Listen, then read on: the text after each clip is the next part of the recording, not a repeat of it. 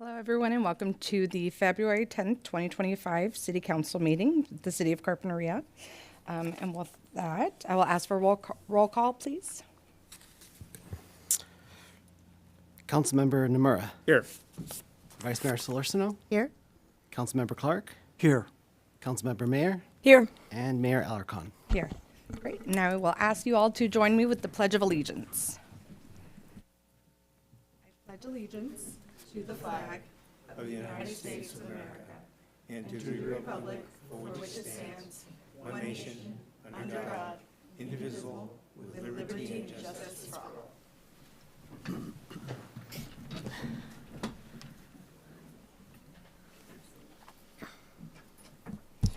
Okay.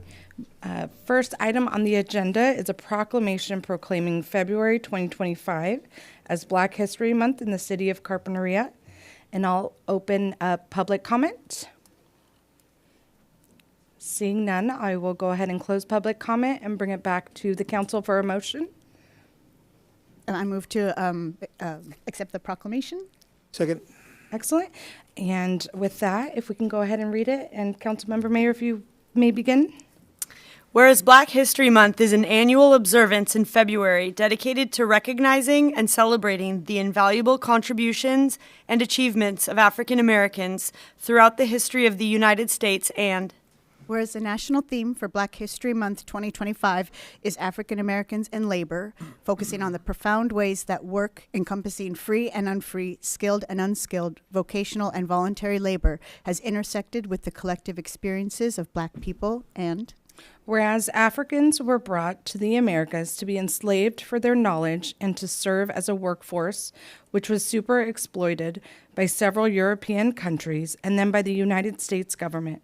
During enslavement, Black people labored for others, although some Black people were quasi-free and labored for themselves, but operated within a country that did not value Black life, and Whereas African Americans' history can be found in every part of the nation as they constructed and designed some of the most iconic examples of architecture heritage in the country, specifically in the South, and Whereas 2025 marks the 100-year anniversary of the creation of the Brotherhood of Sleeping Car Porters and Maids by labor organizer and civil rights activist A. Philip Randolph, which was the first Black union to receive a charter in the American Federation of Labor, and whereas in Santa Barbara County, the African American community has significantly contributed to the region's cultural, economic, and social fabric, as documented in the African American Black Historic Context Statement by Healing Justice Santa Barbara, and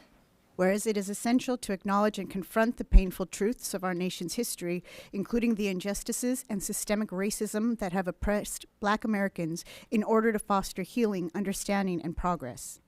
now, therefore, the City Council of the City of Carpinteria does hereby recognize and honor Black History Month 2025, embracing the theme African Americans and Labor, and honors the legacy of African Americans, acknowledges the integral role of Black labor in building our nation, and commits to a future of inclusivity, justice, and shared property.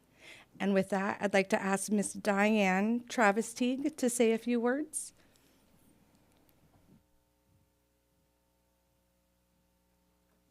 Mayor Alarcon, distinguished members of the council, community friends, good evening. We know that the past opens the doors to the future. Black history provides valuable lessons for everyone, encouraging empathy, critical thinking, and a broader perspective on human experience. Black history recognizes the significant contributions of African Americans in various fields like science, arts, politics, and activism, despite facing immense obstacles.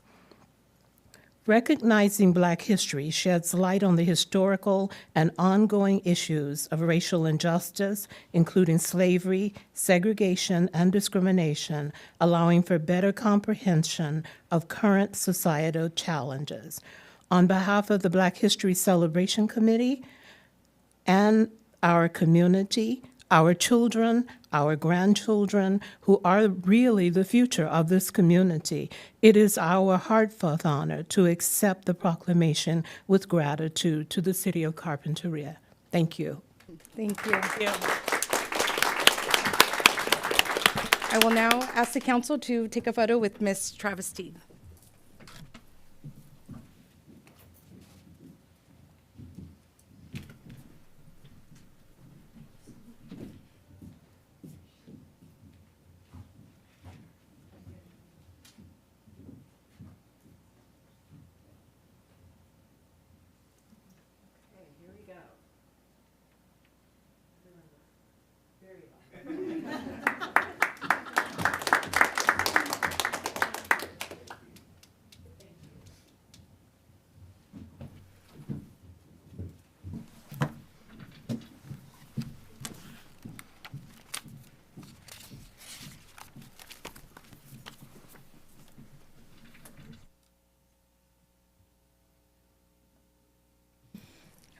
We will now we'll have a temporary adjournment for the purpose of holding the monthly meeting of the Carpinteria Library Board of Trustees. May I have a call or roll call, please? President Alarcon, all board members are present and accounted for. Great, thank you. I'll now go ahead and open up public comment. So this is the time for public comments on matters not otherwise on the agenda, but within the subject matter of the Carpinteria Library Board of Trustees. Okay, I'll go ahead and close public comment. And if I may have an approval of minutes of the regular meeting held January 13th, 2025. So moved. Second. Thank you. All those in favor? Aye. Item number 5, February 2025 Community Library Report. Good evening. Thank you for having me. My intention always is to just bring you up to date about what's really happening in the field, down the street, at the library. So it's a smattering of different kinds of things. I open with the Library of Things. So with the applications for the Library Advisory Commission, it came to my attention that the Library of Things is not known to lots of people in the community. So I wanted to just highlight a couple of things that we've just added to our Library of Things, which is a library of things that can be checked out from the library that aren't books. It's exactly what it sounds like. It's just always kind of surprising to people that we have these things. So we just added 2 stargazing kits. These were from a grant from the California State Library. It's a duffel bag with the telescope, a little stool, some eyepieces, some night maps, some star maps, celestial maps, actually, it would be a proper term.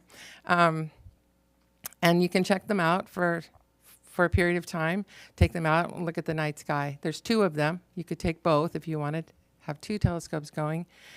So that's new for us, and we're really happy to have those available. They're both currently checked out, but you could put your name on the list and get the next one that comes back.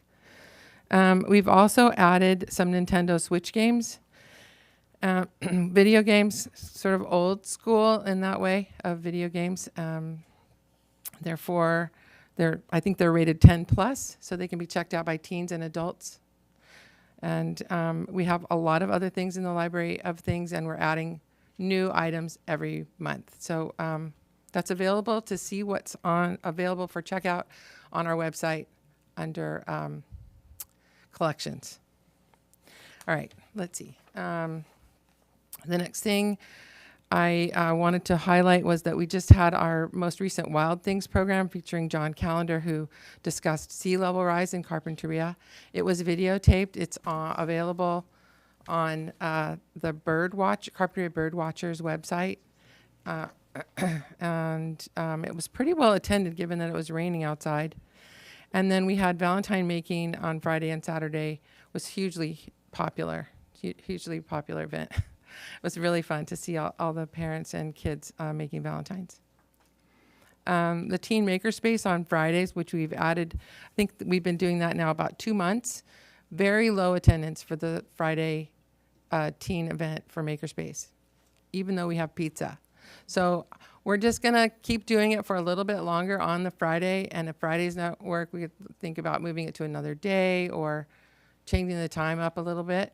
Trying to find the sweet spot for teens. And then attendance at the Silent Book Club has also been low. We're going to do that for a few more months and just see if we can generate some interest.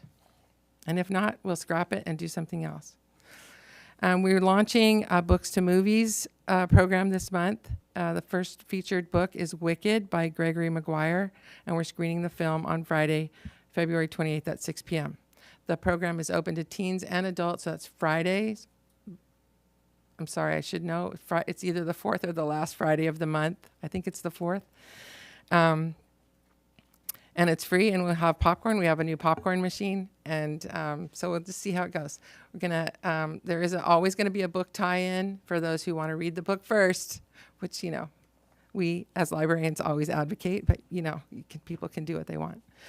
All right, we are hosting our annual volunteer appreciation brunch on Friday, the 21st of February at the Vets Hall Auditorium. And all volunteers from the Parks, Rec, and Community Services Department are invited. We expect somewhere between 50 and 60 people, and we're going to do brunch and games and acknowledgments. We are so lucky to have so many volunteers supporting the library. That's what I'll speak to. But there are also volunteers helping in other areas of Parks and Rec, and we're just so grateful. We've also introduced a new collection, and that is graphic novels for adults. It's surprisingly popular despite its small size. We are going to keep expanding this collection for a bit. And then in just general collection information, since July 1 of 2024, so this fiscal year, the library has added 1,886 new items overall to the collection. And we staff have processed 1,000 of those items ourselves, personally, making the record, putting the stickers on, and we have volunteers covering the books. And so all of those are available for checkout now, but we've done more than half of the processing. Our community engagement librarian, Eric Castro, will present a program at Carpinteria Head Start this day after tomorrow on Wednesday, focused on family preparedness plans for immigrant parents. We have been researching best practices and gathering current information to ensure reliable resources. So Eric went to Legal Aid in Santa Barbara and got some very wonderful documents, both in English and Spanish. It's Community Resource Guide, and also sort of a map about, if yes to this, this is what you do next. If no to this is what you do next. And so he is going to go and is available to do this elsewhere. And he's going to go talk to parents about what would be best practices at this point, but what to do next if they're an immigrant. We did fill the literacy coordinator position. Hallelujah. So she started last week. She's a dynamo. It's Stephanie Coburn. She couldn't be here today. I'll bring her next month to introduce her. She's going to be working 10 hours a week. And again, I want to just reiterate that the position was made available through an anonymous donation from the Friends. An anonymous donation to the Friends of the Carpinteria Community Library, given in honor of John and Thelma Schmidhauser. We have identified a consultant for the library strategic plan. We're working on the contract for them right now. I'm hoping that we're going to get that signed this week and get going next week on the strategic plan. We have a really tight timeline with the intention of being ready to offer or show you the plan by mid-May. So we'll be reaching out to all of you for input and information, and including doing an asset map of Carpinteria and gathering as much input from the community as possible about what we'd like to see at the library in the next 3 years, and then what kind of vision people have for the library 10 years forward, so that we can start working on or looking at what we might need to do, farther away than 3 years. And then I added in my report this month a library story. We at the library have noticed a significant uptick in requests for support on the computer mostly, but it's filling out forms, applying to City College, registering for insurance, looking at taxes online, people who don't have the skills or ability or technology at home to be able to do this. And it's one-on-one. And we've been spending staff time doing it because when people come into the library, it's this close to being an emergency. And so I bring it to your attention because we've just noticed how often people are coming in and asking for this now. And we're not sure if the need is greater or if we've reached the tipping point on technology versus analog ability to do these things, or what. We're not really sure why. But I tell this story in the staff report this month. So we had a patron come in who was trying to apply for utility waiver, a one-time utility waiver. And the amount of documents, the number of documents that she needed to do was something on the order of 16 pages. And she had the paperwork, she had it in English and she had it in Spanish, and she needed somebody to go through it with her. She had a 4th grade education. She speaks English. She lives alone. She's living on Social Security. And the questions were, private. We needed a private place for us to have this conversation. And so Eric and I shared that time. I worked with her for nearly an hour, and we'd fill out a page and I'd slide it over to have her sign it, and we'd move on to the next page. And it's something that libraries didn't used to do that sort of thing. We have taken that on in the last 3 decades.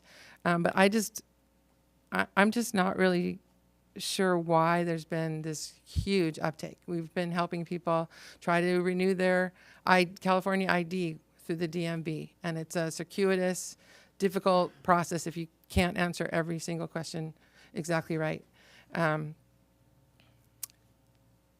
We had somebody come in who speaks Spanish only, who wants to take the ESL class at Children's Project, but needs to make an account at City College, which that website is tough. And so there's just a lot of that kind of thing that's happening, and the library is supporting that. And I just want you to know. And that's it for me for tonight. Thank you. Do you have any questions? Yes, for the Library of Things, which I continue to really be impressed by, are you looking for donations for any specific items in case people would want to contribute in that way? Because it sounds like some of the things like the stargazing kits, and I think you had some sports equipment, pickleball. Yeah, we have pickleball paddles. rackets. So is there anything that people can donate if they're looking to help in that way? Yes and no. We always reserve the right to not add something that people donate. That said, we do get a lot of donations of things, and it's not always books. Sometimes it's things that we can use for programs. But yes, I mean, the things that we haven't cataloged yet that are still to go in are the DVD player and the VHS to DVD transfer machine, and there's a microscope that we just got the box for so that we had a way to check it out. We can't just hand somebody the microscope. So yes, I think so. I mean, I think we'd want to have first right of refusal on that. But yeah, that's absolutely. It's good to know, just because it seems Sure. like such a really dynamic program that the Yeah. library does. Yeah, and and the other thing is that we're taking suggestions. If somebody wants something, like we get a lot of requests for garden tools, for example, and there we have a little bit of a challenge about where we would house it. Do we get it out a shed? Maybe. So we're thinking of things like what kind of garden tools we might want to be able to check out. There is also the issue when we loan things out about cleaning them. So like some libraries have specialty cake pans. Your child may only want a dinosaur cake once or twice, 2 years in a row maybe, but then you don't want that anymore. So how great to be able to check that out. But then, did it come back clean? I'm not sure. Are we doing dishes? Maybe. I don't know. So there's some, it's not as straightforward necessarily as it might seem. But yeah, we're open to suggestions, and we are open to donations. We just Great. need to see. And my other question is, in terms of the Head Start presentation, Yes. is that something that's open to other folks in the public, or is it just for the Head Start cohort at this point? It's just for Head Start cohort. We could offer this at the library as a standalone program. I mean, we'd rather go to parents and folks to talk about this where they're at. That would be our preference. Girls Inc. reached out to us and was going to let us know whether they wanted a presentation from Eric, but they also wanted the information, which I owe Jamie an email. I gave her part of the information, but not all of it. So, yeah. And then, Aliso, it might be interested for the parent meeting. Yeah. And so, yeah, I think it's different information than what we thought in December. We have kind of updated information, and I expect that may continue to shift a little bit. So, yeah, we'd love the opportunity to be able to share what we know and what we have with others. And I really appreciate the library stepping up into that space, because you're right. I did reach out to you and Eric on as part of my Aliso The other PTA hat. hat, and you guys were extremely responsive. And we're just working right now to find some dates that might work. But I think it's such a critical resource to provide for our schools right now. There's a lot of fear and concern and absences, and so thank you very much, you and Eric, for just making yourselves so present in this role. I really appreciate it. Thank you. And if you have information or ideas about how we can be more available, we're all ears. I have a quick question.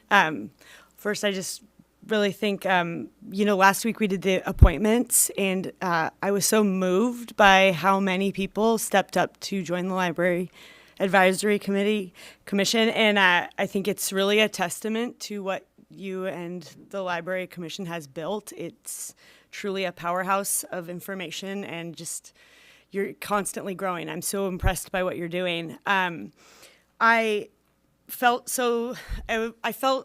sad, I guess maybe is the word, to not be able to appoint both of the youth people to the advisory committee, since they're not voting members. It's really just as a volunteer. And I just thought maybe, because I am new, I don't really know how we land on those numbers, or if that might be something that the advisory committee might consider, maybe opening it up to more youth members, especially just considering that they represent different, like it's not just two Carp High kids, Yes. really different ranges of places. Yes, I loved that you reached out about that.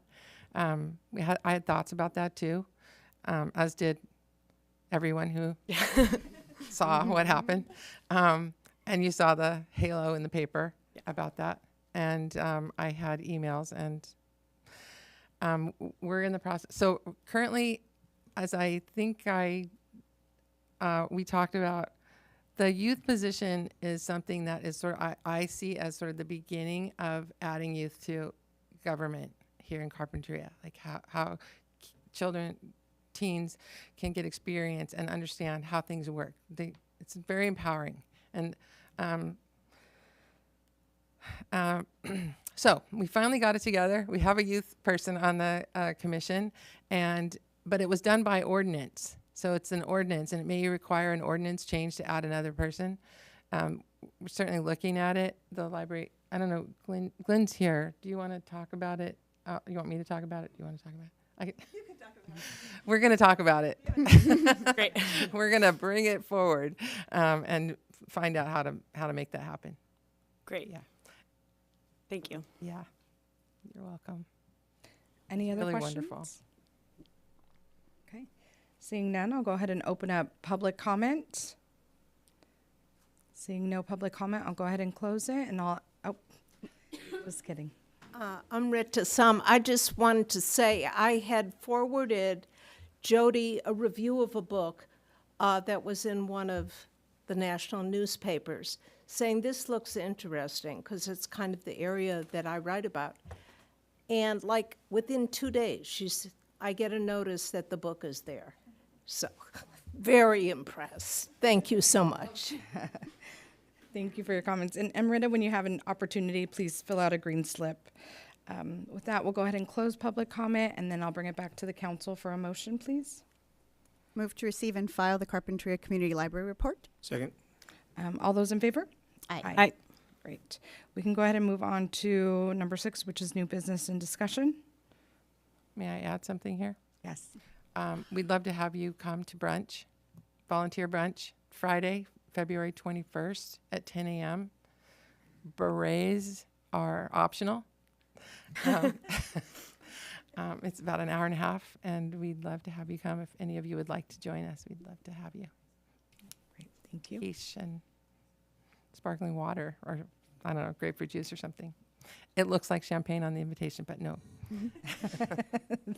Thank you for clarifying. Okay. I'll go ahead and open up public comment from new business and discussion. Seeing none, I'll go ahead and close that. We don't need a motion for this. And then number 7 would be to adjourn the meeting. Thank you.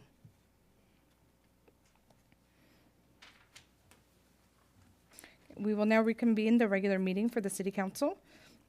And we will now take public information and reports, which can include an update from law enforcement.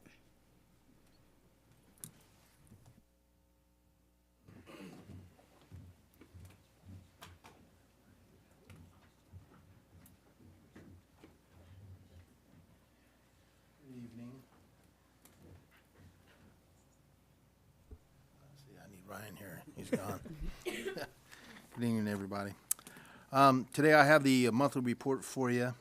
A little different this month. I just wanted to kind of highlight some cases that were a little volatile, just kind of give you a feel what goes on sometimes and people don't hear about. On Friday, the 3rd of January, we had civil deputies assisted by Carpinteria Patrol serve a restraining order and a move-out order to an individual in the 1400 block of Azalea, and then the suspect brandished a large kitchen knife and threatened deputies. Deputies subsequently recovered the knife, and the suspect was arrested after violently resisting, and she was booked on brandishing a deadly weapon, felony resisting, and battery on a peace officer when she threw a water bottle at one of our deputies. Wednesday, on January 8th, we had our SWAT team executed an arrest and a search warrant. Well, the deputies did the search warrant, but they executed an arrest warrant on a suspect in the 3900 block of Villa Real. The suspect has been causing neighborhood disturbance for quite some time, and he's known to have guns. And he was using threatening language towards deputies and as far as his neighbors as well. Well over 40 Santa Barbara Sheriff's Office law enforcement, probably more in the tune of 50, participated in this warrant service. The suspect was arrested without incident after he complied with demands of the SWAT team to come out of his residence. A search of the residence revealed a loaded 9mm handgun and a 12-gauge shotgun, and deputies recovered numerous rounds of ammunition for both firearms and also a plate carrier containing level 3 armor plates, which is a bulletproof vest. He was subsequently booked in the jail, and he's still there. I think he's being released towards the end of the month, but he will not be living in that residence anymore. And then on Monday the 13th, we had an armed robbery at a business at the 5200 block of Carpinteria, where the suspect, an unknown suspect, pointed a handgun at the store clerk, demanded money, and climbed up on the counter and reached towards the register drawer and stole approximately $125 in U.S. currency. And the victim was not harmed, and this suspect is still outstanding. And on to community outreach. On the 16th, myself and Senior Deputy Bailey James attended the Resilience Fair at the Girls Incorporated, basically put on by our Officer of Emergency Management to talk about evacuations and disasters and states of emergency and whatnot. And still upcoming, we are still looking to do the elder scam presentation and the e-bike safety presentation. We got a little postponed, but we should be getting that done shortly, and Coffee with the Cop as well. For your Carpinteria Criminal Investigations Bureau, you had 25 cases forwarded to detectives. Number of cases closed were 22. Actively worked, you have about 18 cases from the Detective Bureau being worked from the city of Carpinteria. And then on to the chief's message. Again, I leave it in there every month, just the 911 for emergency calls, and then we have our non-emergency line listed. There was some interest in parking citations. So just to let you know that Carpinteria deputies can and do sometimes issue parking citations, although it's not our primary duty. A lot of times a call for service will initiate a parking citation being handed out from a deputy. So we can do that, but I wouldn't say it's very often sometimes, but a lot of times when that does happen, it's for a call for service.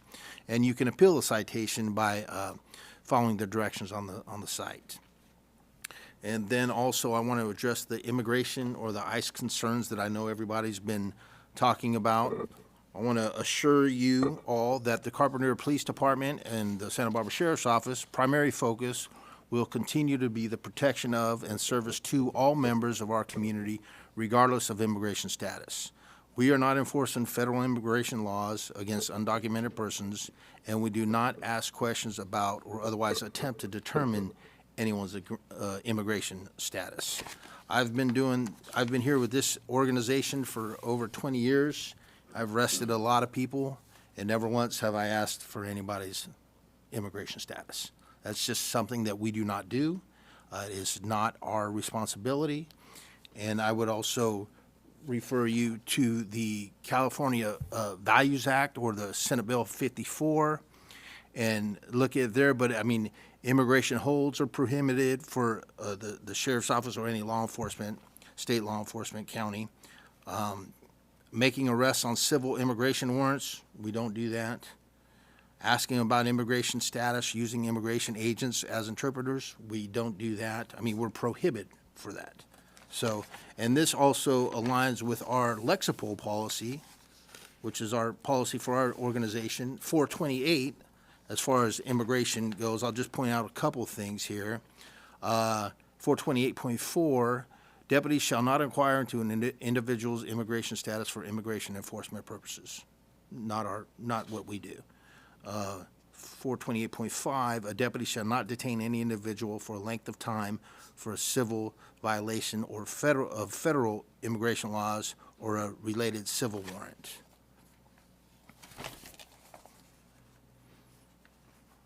So I just want, I'm sure I'm going to have some questions. I'll be more than happy to answer them, but I just want to make everybody very clear that we are not in the enforcing immigration laws business, nor have we been, I mean, as long as I've been here. And that's my end of report, so I'll be happy to answer any questions. Thank you. Any questions? Yeah, so sorry. It's okay. Okay. I have had some constituent inquiries recently about concerns with ICE agents that are in town, and I wanted to ask if there are representatives of ICE that are in Carpinteria. Is that something that you guys are the sheriff is made aware of at all, or is this something where it's just a completely separate operation and you would have no knowledge of if they are in town? So we should have knowledge if they are in town. They should be calling our dispatch like any law enforcement agency. If Santa Barbara PD came here or a Ventura SO came here out of for deconfliction purposes, so that way, you know, to protect officers and the public, they kind of put themselves on the board, for a lack of a better term. And they should notify our dispatch, and we, the patrol supervisor or patrol deputies, would know that they are here. But as far as coordinating with them to work together to do that we have not done that. We don't do that. So then if we were to hear, if like a constituent were to get in touch with one of us and express concerns about that, would that be something where we could get in touch with you and ask if there's confirmation that there are ICE representatives in Carpinteria, or would that not necessarily be the level of detail you would know? Yeah, that wouldn't be the level of detail. And yeah, I mean, we would know if they were here, right, doing something. We wouldn't know what they were doing. Okay. So. Well, and so I appreciate you reiterating just for the community that there is no coordination or cooperation between local law enforcement and Immigration and Customs Enforcement. Yeah, I think there's a lot of people that are very worried right now, and so it's helpful to hear you clarify that. Yeah, for us, it's business as usual.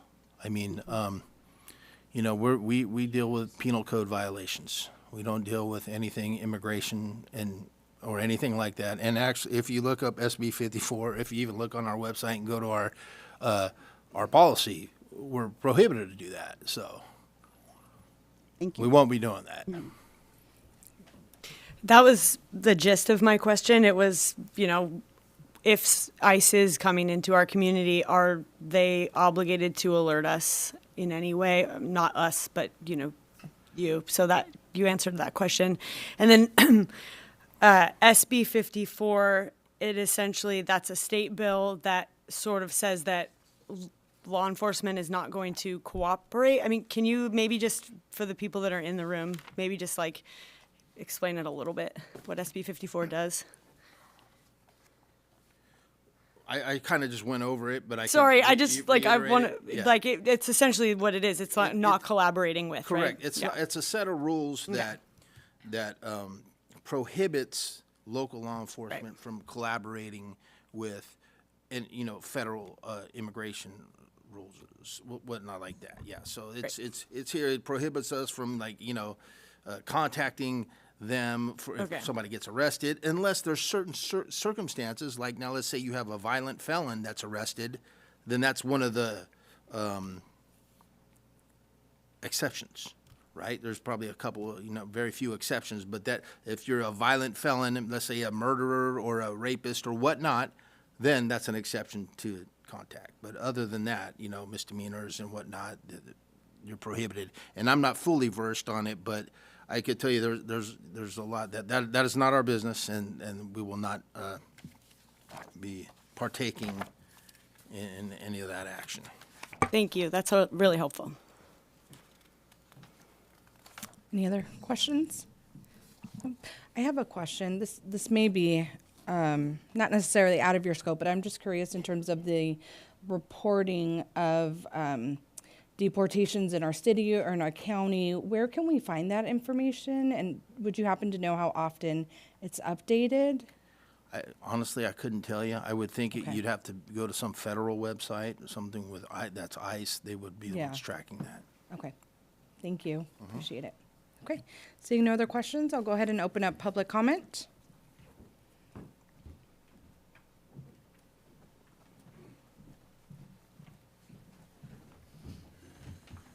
Not for this.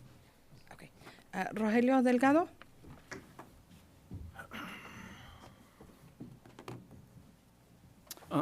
Thank you, Rogelio Delgado. And I would like to thank the sheriff for reaffirming the police protection for migrants. This is what's happening. Before coming to the meeting, a friend approached me. Rogelio, where are you going? Well, I'm going to the city council meeting.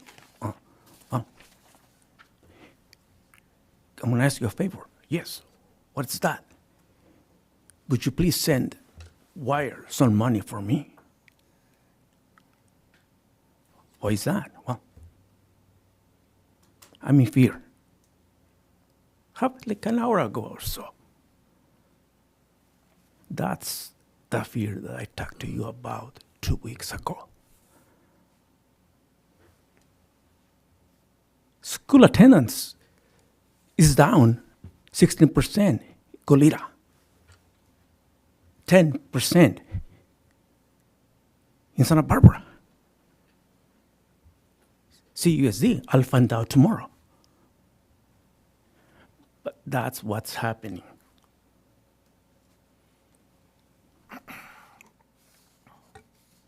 Go to McDonald's. I have relatives who work there. And this is the report. They're not coming.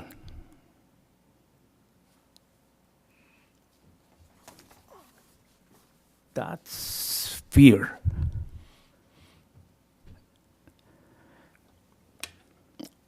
I will elaborate more during public comment's not on the agenda, but that's what's happening right now. And I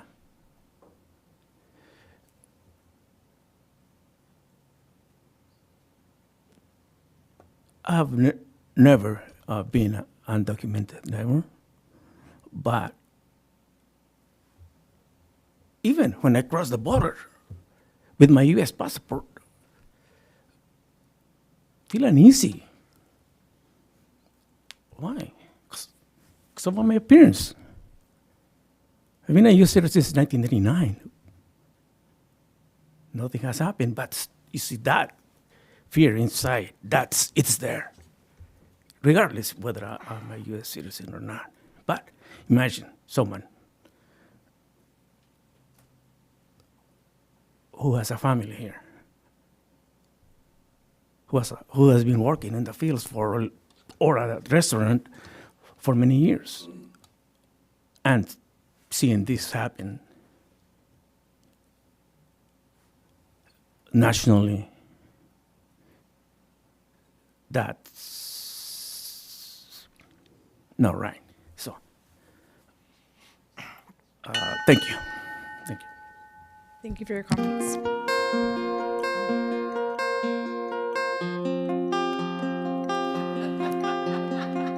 We haven't had that transition music before. Yeah. Okay. We're going to go ahead and move on to city manager's report.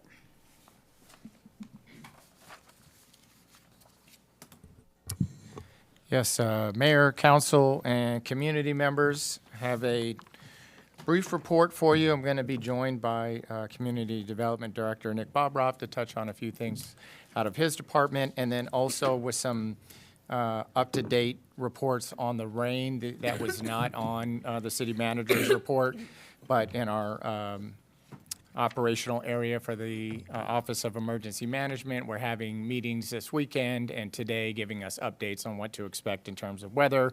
And so Assistant City Manager Ryan Kentz is joining us virtually to give us an update on that.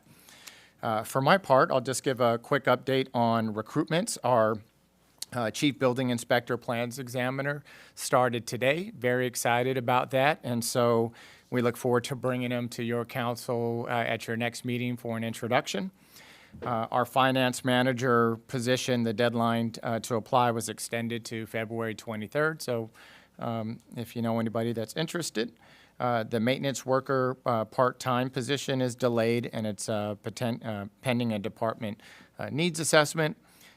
The principal planner deadline to apply has been extended to the 12th, so I guess that's Wednesday. And then the program manager in the general government department that oversees our communications, promotions, and emergency management will start on the 18th. So we're very excited about that. And then also at that same date, our program manager for the Parks, Recreation, and Community Services Department. So equally excited, I know Jeanette is as well. And then new employees was mentioned earlier with also our literacy coordinator at the library. So very excited what's happening there. For our capital improvement projects, the clearing and grubbing on the upstream side of the Carpinteria Avenue Bridge is complete. Again, that was being done for moving of utilities. And so we are now awaiting that relocation work schedule from Southern California Edison. And then lastly, for Agewell, the Agewell Valentine Chocolate Tasting Party will take place on February 13th at 1 p.m. in the Veterans Hall Meeting Room. This engaging event will offer participants an opportunity to learn about the rich history of chocolate while exploring the art of chocolate tasting. Attendees will gain insights into the nuances of fine chocolate and how to fully appreciate its flavors. Whether a chocolate enthusiast or simply curious, this event provides a delightful and educational experience just in time for Valentine's Day.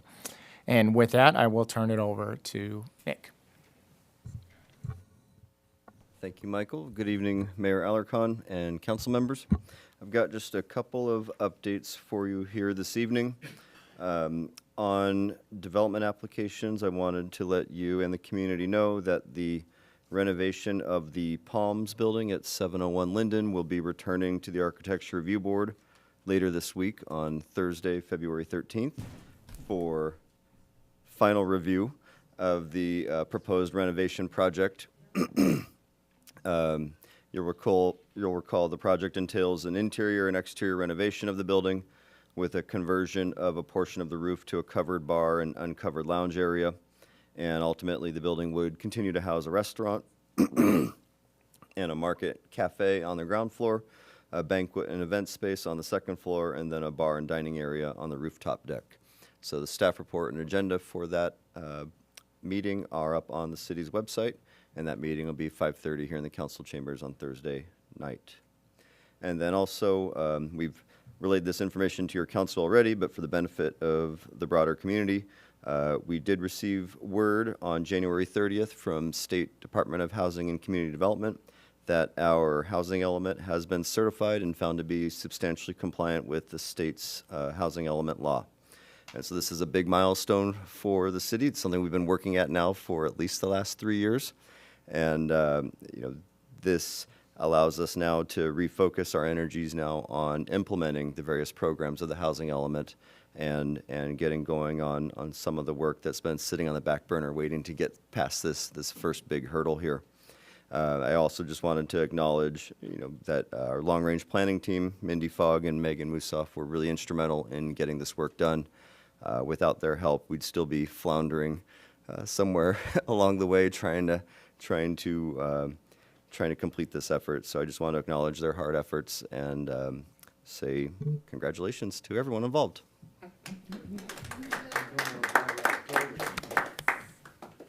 And now just turn it over to Assistant City Manager Ryan Kintz. Thank you, City Manager Michael Ramirez. So good evening, Mayor and council members. Yeah, I'd just like to provide a quick update on the upcoming storm forecasted by the National Weather Service. City staff has been attending the Office of Emergency Management operational area meetings and receiving updates. We attended several meetings over the weekend and this afternoon, and will continue to stay updated. So Santa Barbara County is expected to experience moderate to heavy rain starting early Wednesday, February 12th, with higher rates anticipated Thursday afternoon through midnight. So this storm will also bring some damaging winds likely, which will increase the risk of downed trees, potentially some power outages and hazardous road conditions. For Carpinteria residents, sandbags are available at the Public Works corporate yard to help prepare for the potential flooding. And then for the latest updates, residents can visit www.readyspc.org, where storm readiness information is posted in both English and Spanish. And city staff, in collaboration with the Office of Emergency Management, is actively monitoring the situation to ensure we're prepared to respond as needed, including potentially activating the city's Emergency Operations Center if necessary. And that's it for this, if you have any questions. Any questions on behalf of the council? Nope. Okay. Seeing none, I'll go ahead and open up public comment. I will go ahead and close public comment, and we will now move on to, oh, yes. I wanted to ask a question about Nick, but I thought the last asking of questions was about for. No, but that's okay. You may ask a question. So can you clarify for me on the, thank you, on the housing element, is it true that now we're not susceptible to the builder's remedy applications? Through the mayor, Councilmember Clark, that's correct. So one of the benefits of having a certified and compliant housing element is that it closes the window of opportunity, if you will, for potential developers to submit a builder's remedy pre-application. And so we haven't had any of those yet, is that right? We have had a couple that were submitted late last year in the closing weeks of the calendar year. One of them was rejected as being incomplete, and the other one was accepted as being complete. And what that does is it gives that applicant now a 6-month window during which they can follow up with submitting a formal project application. So right now we're in that 6-month holding period to see if or when they follow through on their pre-application. Okay, but the one that was rejected that's gone.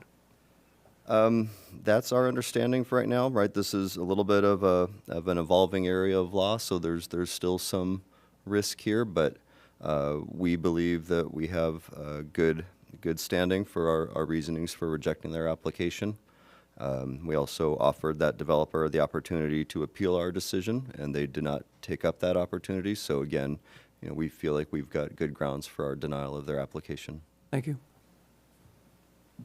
I have a question. This question may have had to have gone to Brian, but are we offering sandbags for the pending storm that's coming in? Yes, Mayor. I can confirm that when we have John in here, but since I've been here, every time we've had a rain event, we've had sandbags ready, so I'm almost 99% sure that that's the case, but we can confirm when John is here. Okay. Yeah. City Manager Michael Ramirez, Mayor Alicorn, council members, I did call John just before the meeting to verify that information. So John did confirm that is available for all of our Carpinteria residents at the corporate yard, sandbags for everybody who needs them. The county's also providing sandbags, and they're available throughout the county. So, but we do have them here for our Carpinteria residents at the corporate yard. Great. And how soon can they pick them up? Tomorrow morning? Yes, they are available as of now. Great. Thank you.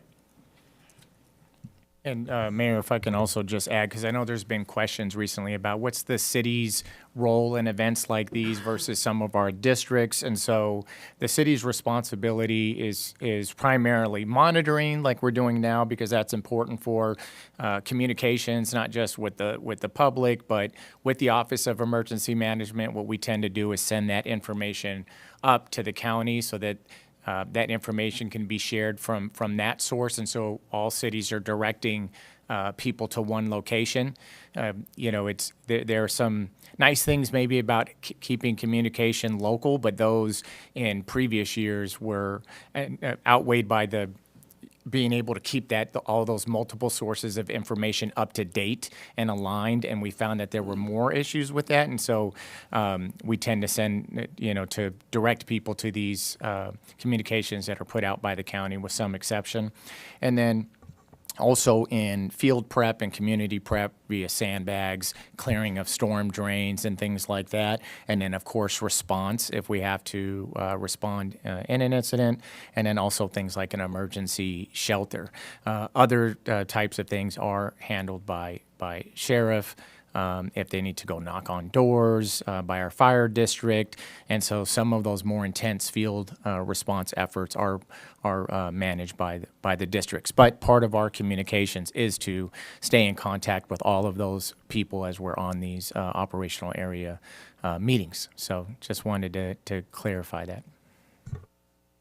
Thank you. We will now move on to public comment on matters not on the agenda. And Debbie Nomura.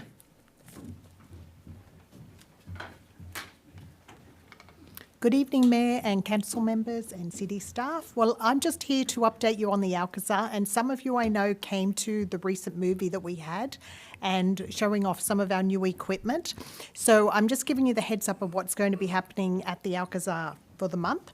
So firstly, on the second Wednesday of the month, being this Wednesday, we're starting a new series on foreign films. So every month we will have one. This one is a French film, and I'm super excited that Zucca's are picking it up and putting on some French specials, and Santa Barbara Hives and a person, Jose Gonzalez, and his wife Turi are actually donating money to give croissants to everyone who comes, so that will be a fun day.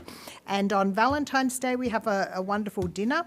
a wonderful band after dinner. And then on the 19th, we're actually going to be starting Community Matters on the third Wednesday of every month. And if you recall, last year you sponsored human trafficking, which was one of those events, and also bullying, and also a mental health one. Well, this year we're going to be continuing the trend and having these every month. And I won't discuss that one because the next speaker is going to talk about it. And then the 22nd of February, we have Kate's School performing, and those kids are incredible. As you know, we've committed to having schools performing regularly, and you have kindly sponsored one coming up, which will be before the end of the calendar, the June. And then we have comedy at the end of the month or on the first of the month. And the final one I want to say was, you all know Palmer Jackson because the Ann Jackson Foundation has actually given you quite a lot of money for different projects in Carpinteria. And what you might not know is Palmer Jackson is actually an incredible musician and singer. And he heads up the Double Wide Kings, and they put on a fundraiser at the Alcazar last year in February, and they are doing it again in March. So they will be there for 2 nights on the 21st and 22nd of February, and it should be a sensational show. And they are playing tribute to the Rolling Stones. So if you can come, that would be great. And when Joe's up, he will actually speak about the community event we're having. Thank you. Thank you. Joe Franken, followed by Betty Songer.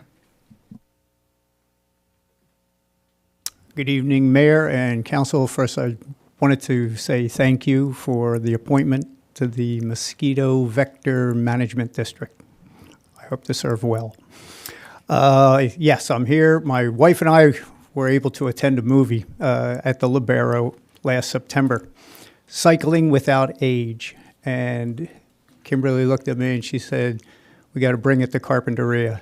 So it's a international cycling program that gets any individual, whether they're infirmed, elderly, you name it, out in the air and cycling.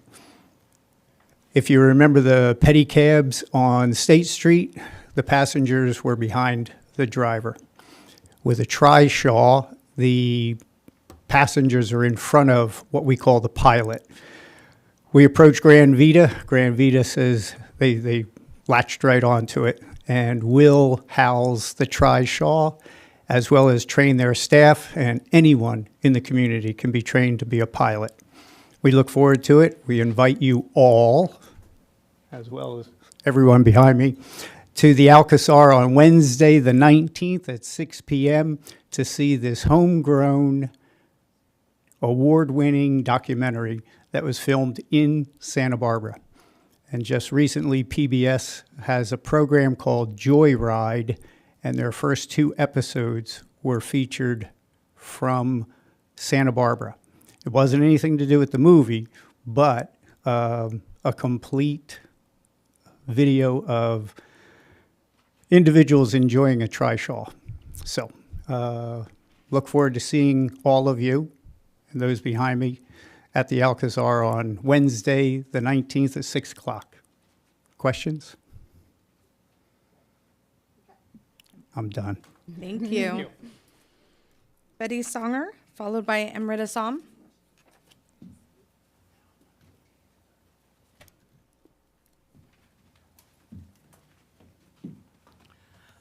Good evening. I'm Betty Songer, and thank you for the opportunity to let me speak. I'm mostly concerned about affordable housing. That's where this presentation is coming from. I don't know if the city has considered putting a tax on second homes, which are empty for at least half a year. Many cities have enacted this tax. San Francisco, Berkeley, the state of Arizona, and cities in other countries like Vancouver and Victoria.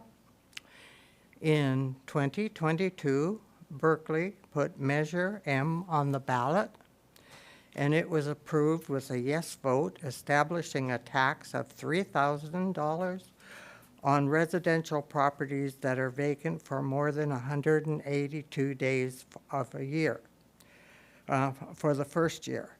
Then increasing the tax to $6,000 for each subsequent year, and then increasing it to $12,000 for each subsequent year. Perhaps the best example of how this tax has worked is Vancouver, Canada, which in 2017, it imposed a 1% tax on empty homes at the assessed taxable value. The tax is now 3%, and the city generated $142 million, which goes for affordable housing. I have some copies of some of my research to give each one of you on the council, along with a copy of Berkeley's Measure M, so you can see the wording of, it's really lengthy, a lot. And I was just going to give that to the mayor, and if people are interested, can get more copies and pass it around. I hope that the city will consider this tax on empty homes and that the matter could be put on the agenda. We desperately need affordable housing. And may I come up and give you each a copy? Yeah, if you can actually hand it over to our clerk, Brian, he can pass it on to Okay. us. The last copy here on Measure M I was going to give to Mayor Alarcon. Thank you. Thank you for your comments. Emred Assam, followed by Christina Calkins. Good evening. I'm here to talk about the access line. The county of Santa Barbara, like all counties in California, have a line, a toll-free line that people can call when they need help, either for themselves, family members, neighbors, friends, or whatever. There's also a national line. So that national line, Fred has brought that up several times, as I have, is 988.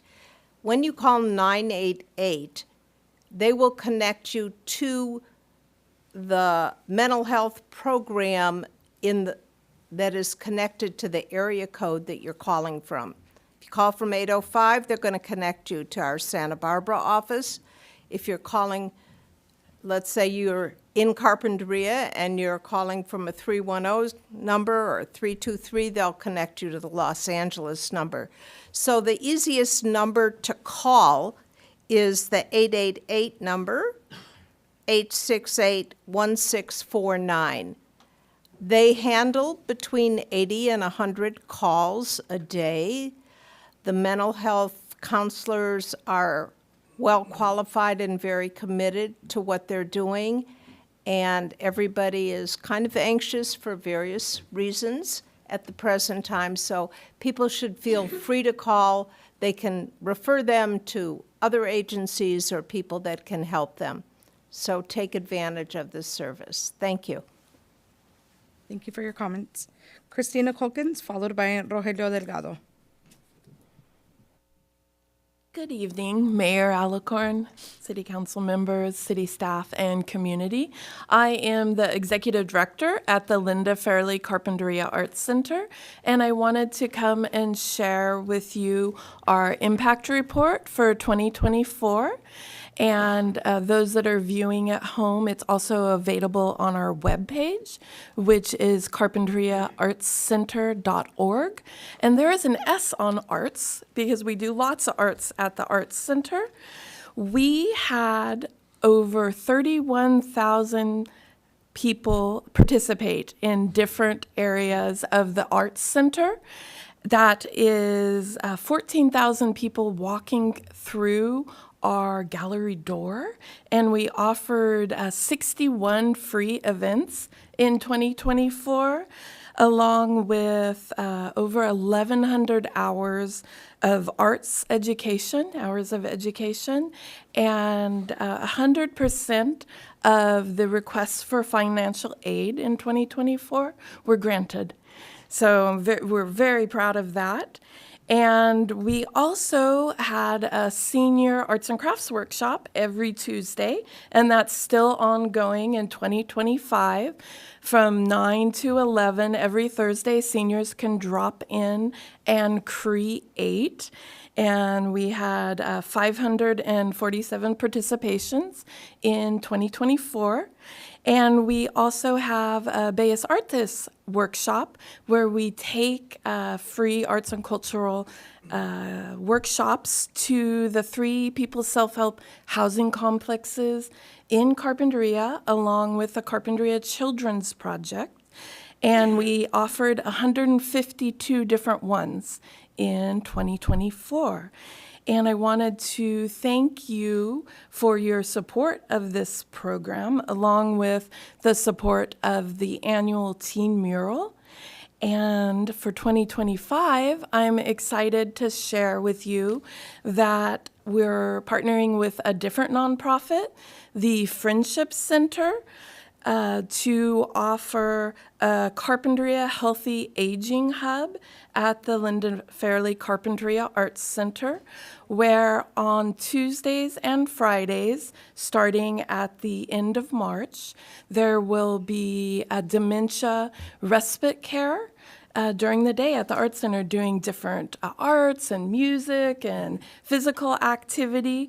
And there'll be an open house at the Arts Center to unveil this brand new program for the community on February 23rd from 1 to 3 in the afternoon. Everyone is welcome. And thank you for helping to create a vibrant community through the arts. Thank you. Rogelio Delgado, followed by Jay Hotchner.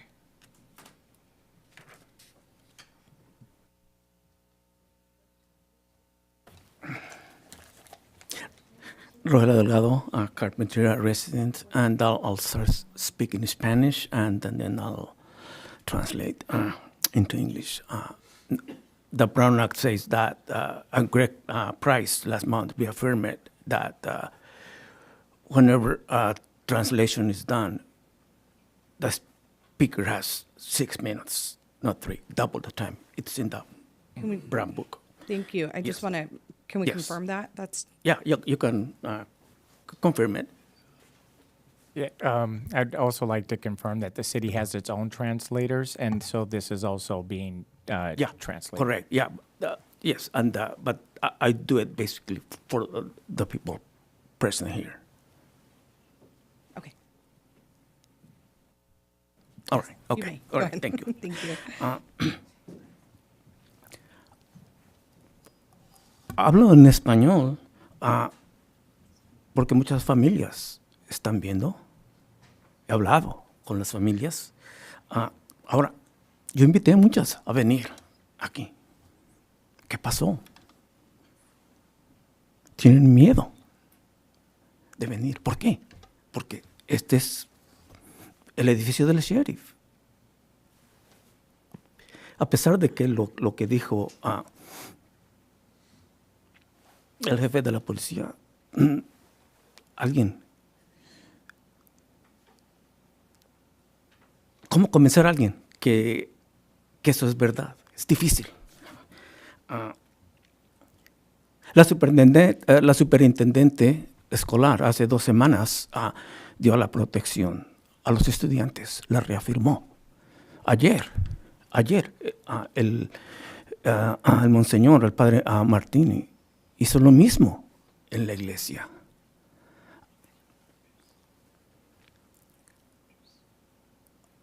Hasta ha bajado la asistencia por miedo. Hay personas que han cambiado el horario de trabajo de día a noche. Miedo.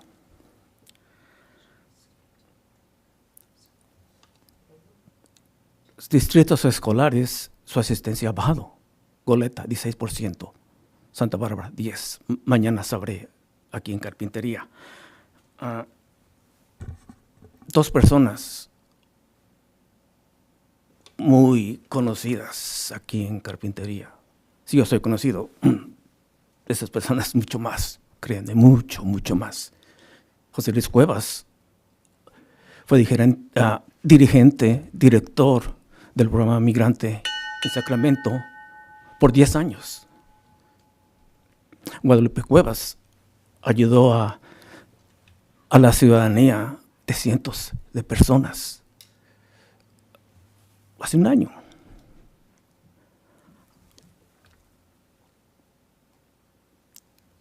Familias se han acercado a mí a intervenir por ellos. Lo que dije hace 2 semanas, a pedir una protección del gobierno de la ciudad. Todos sabemos que la protección a los estudiantes de la superintendente de la iglesia es simbólica. Es simbólica. La protección válida es la del gobierno.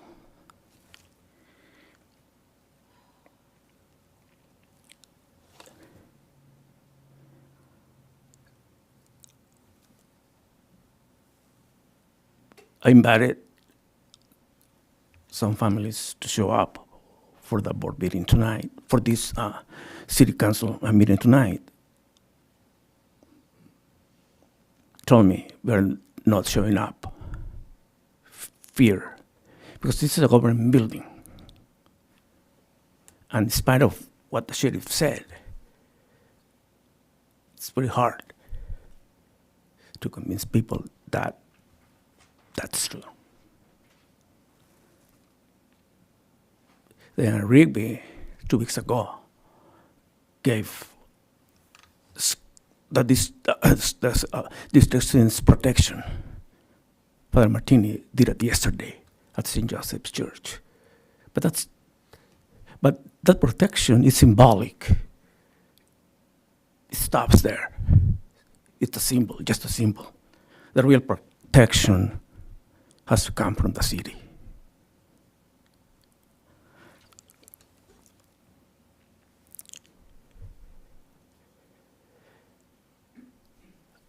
There's a family, Jose Luis Cuevas and Guadalupe Cuevas. They're influencers. Hispanic influencers. They know the whole town. And Jose Luis Cuevas, he was a migrant education director in Sacramento for a decade. He lives here in town. Guadalupe Cuevas, she helped Hispanic people get their United States citizenship. They know hundreds of families.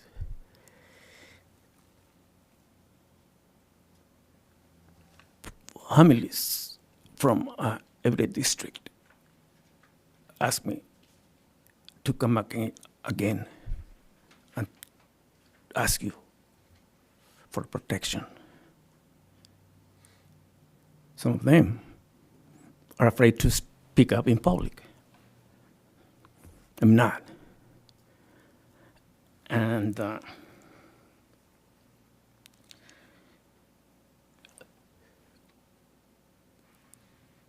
Hispanics implore the city to give some kind of protection. Thank you. Thank you. Jay Hotchner?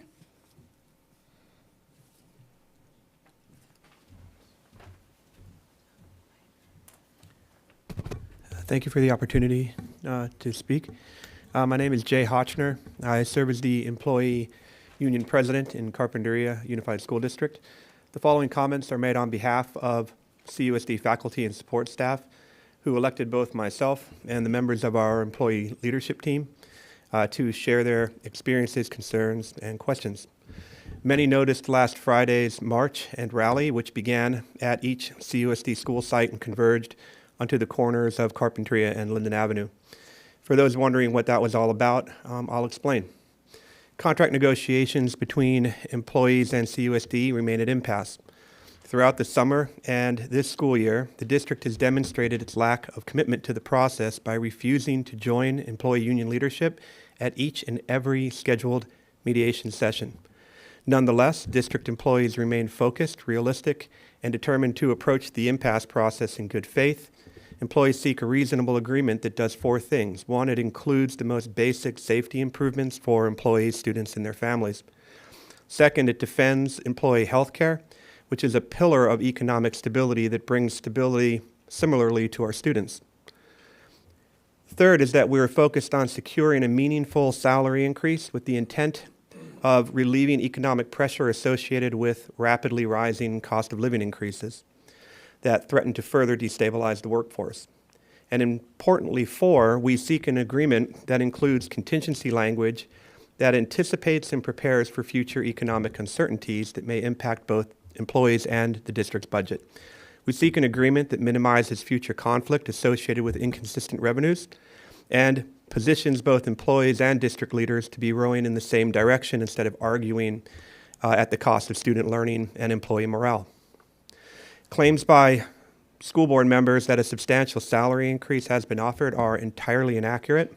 Since the contract cycle began 20 months ago, CUSD's current and best offer remains a meager 2% for teachers and 2.5% for district support staff. This while district administrators gave themselves not 1 but 2 salary increases totaling 10 to 12% during that same period that those working directly with students and families have received no cost of living adjustment. CUSD, despite its relatively strong financial position, continues to prioritize administrative spending while underfunding essential employee positions. This is further evidenced in CUSD's annual audit released in December, which revealed a clear violation of the state Ed Code. In 23-24, the audit confirmed that CUSD underpaid employees by a staggering $3.5 million, which is equivalent to a 17% pay increase for all district employees. The ongoing impasse, coupled with the district's history of undermining employee rights and engaging in bad faith bargaining tactics, creates a serious threat to the delivery of quality education. Mr. Delgado has kindly offered to provide Spanish translation. Thank you.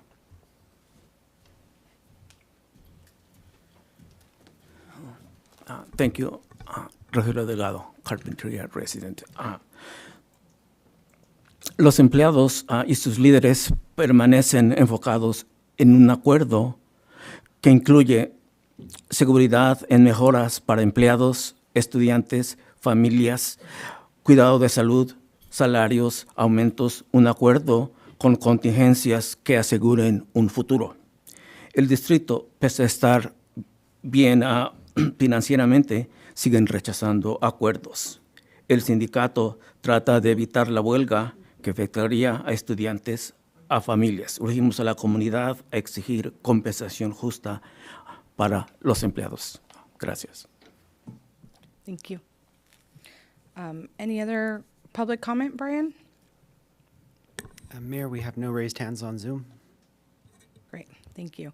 And I'd like to just make one comment in terms of the comments that we've heard pertaining to ICE and immigration. I want to say, just from my perspective, I can't speak on behalf of the council, but I will say that I hear the concern, I see the concern, and I feel it personally. And I think it's important that I just say that out loud for the community to know. But I will say that the council has already requested that the staff bring us back information. And so there's more information to come there, but I will say that we have resources such as the library who is disseminating information. And I appreciate hearing from our chief tonight in terms of their role in all of this. So thank you. And we'll go ahead and move on to agenda item number, the consent calendar.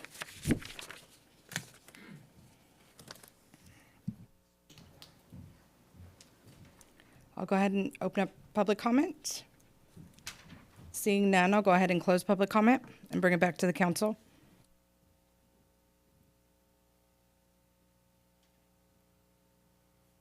I move to approve the minutes of the special meeting held January 18th, 2025, and the regular meeting held January 27th, 2025, and to receive and file the expenditures for the period beginning January 13th, 2025, and ending January 31st, 2025. Second. Great. All those in favor? Aye. Aye. Moving on to item number 4, which is the closeout of Carpinteria Avenue Bridge Replacement Project, clearing and grubbing.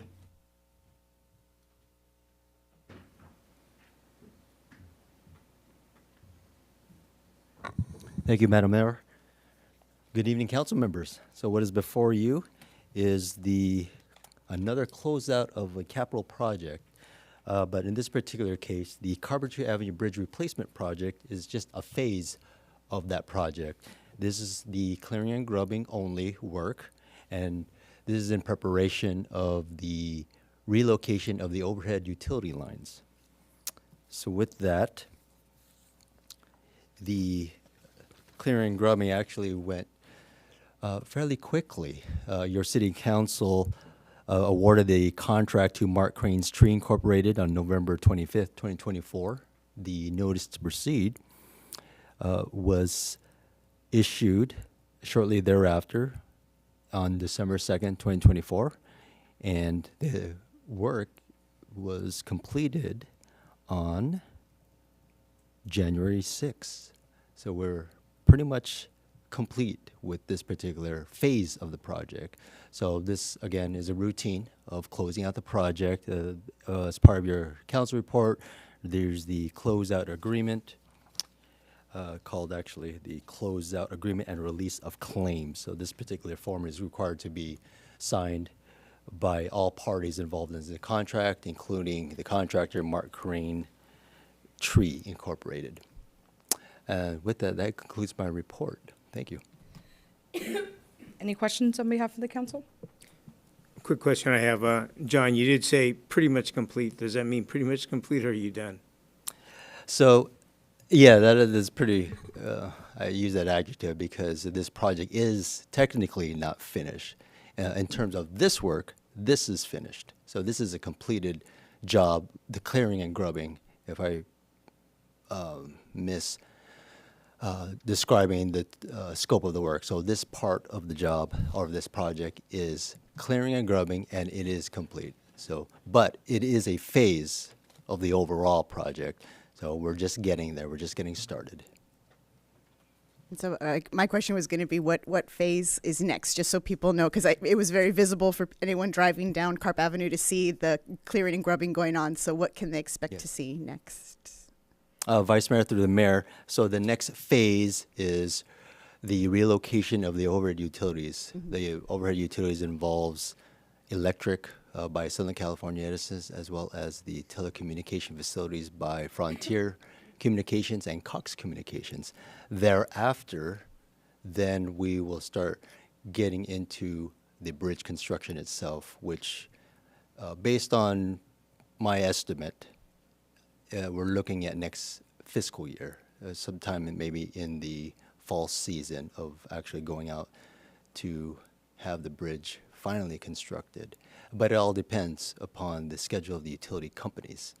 So this, again, is a precursor or actually preparation of the utility relocations. And we should be going back to your city council for another update. That's what I'm anticipating. Just like last year in August, where we went to provide you a status of the project. So as soon as we could get a definitive schedule from our utility company partners, we could set up a next round of status reporting to your council. I'm looking perhaps maybe towards the end of this fiscal year, beginning of next fiscal year. Thank you. Great, thank you. Yes. Thank you. Thank you for your report. I understand what clearing is, but can you explain grubbing? Yes, Council Member Clark, through the mayor. So those particular terminology, I like to say it's construction terminology. Clearing is basically, and grubbing, that's just removing of materials prior to any work in terms of vegetation or any type of debris, and it's not grading. Grading is actual moving of earthwork. This one is basically shaving the top, so to say. That's probably the best lay term I could probably give you. But grubbing, clearing and grubbing, the terminology, it's used as the same. So clearing and grubbing is basically removing vegetation, trees. Actually, Yeah. grubbing is the removal of the shallow root systems. Shallow root system. Thank you. Sure. So basically, vegetation and all that. That's part of that's on the ground level, superficial level, but without moving earth. That's what it is. Thank you, and thank you to Councilmember Nomura. Any other questions? Okay, seeing none, I'll go ahead and open up public comment. Okay, I'll go ahead and close public comment and bring it back to the council for a motion. I'll move. Oh, go ahead. Go ahead. Please. No, Yeah. please. Okay.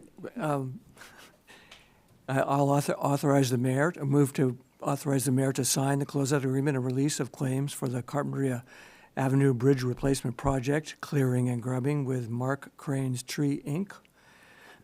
Excuse me. And 2, authorize the city manager to release the construction contract bonds after 1 year of acceptance of the work by the city in accordance with the warranty required by the construction contract. I'll second that with a question to staff for clarification, real quick, if you don't mind. The second portion of that, contract bond 1 year after acceptance of the work, could you give clarification of what that means? Yes, through the Councilmember Nomura, through the mayor. So what that means, it's actually a provision in our contract documents. So this recommendation to authorize the to authorize the city manager to release the construction contract bonds. So our contract documents, our specifications require a 1 year warranty of work. So this basically action acts as our leverage.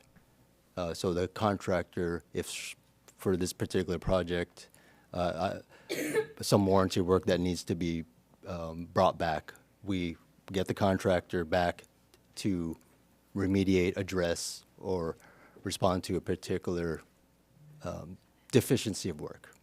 So the liabilities to the contractor, correct? Yes, yes.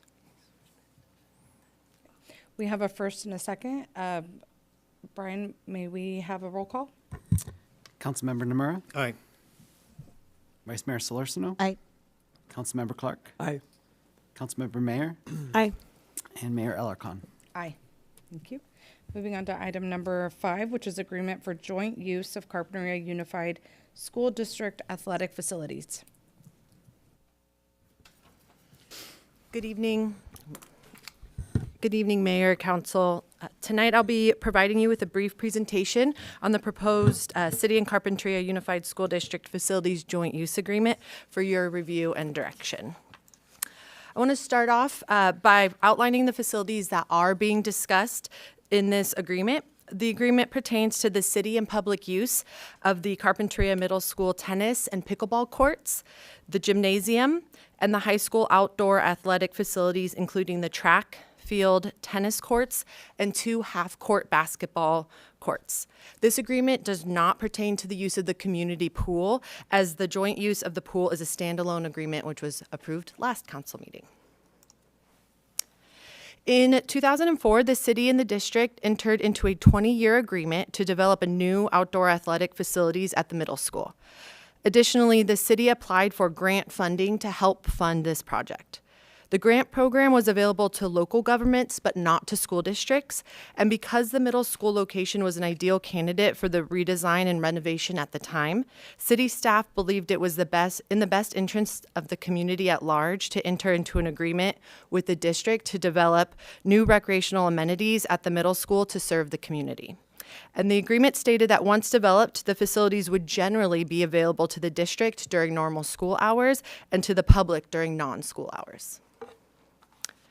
In 2008, the city and district then entered into an MOU outlining that the city and district would work together to develop the property and facilities which were outlined to be a track, field, basketball courts, and tennis courts, again at the middle school.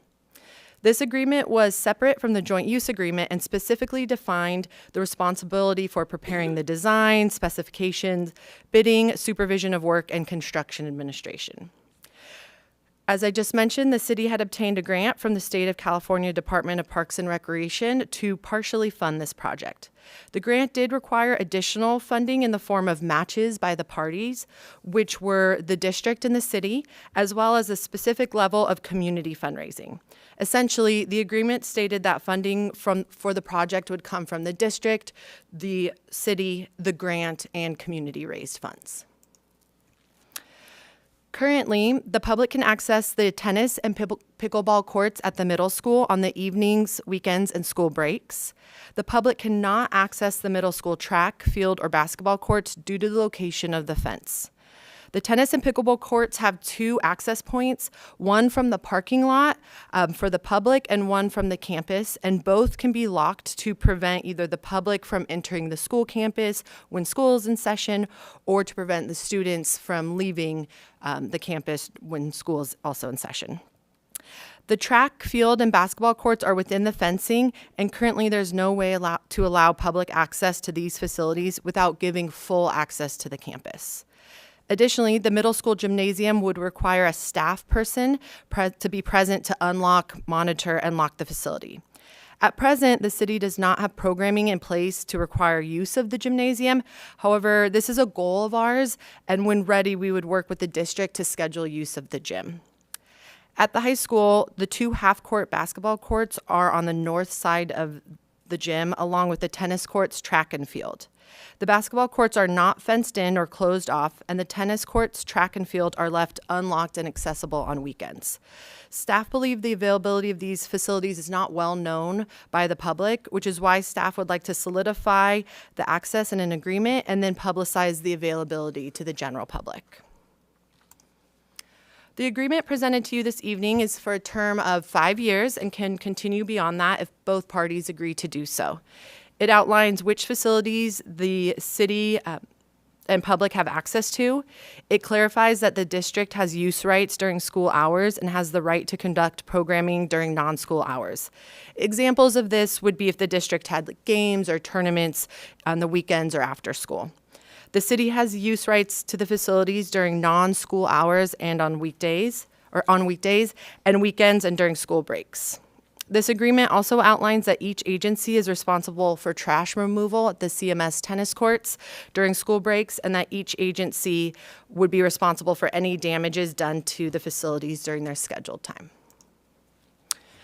Currently, during the time outlined for city use, the CMS tennis and pickleball courts are used for free open play, including drop-in tennis, pickleball, and age-well pickleball class takes place twice a week during school breaks and in summer.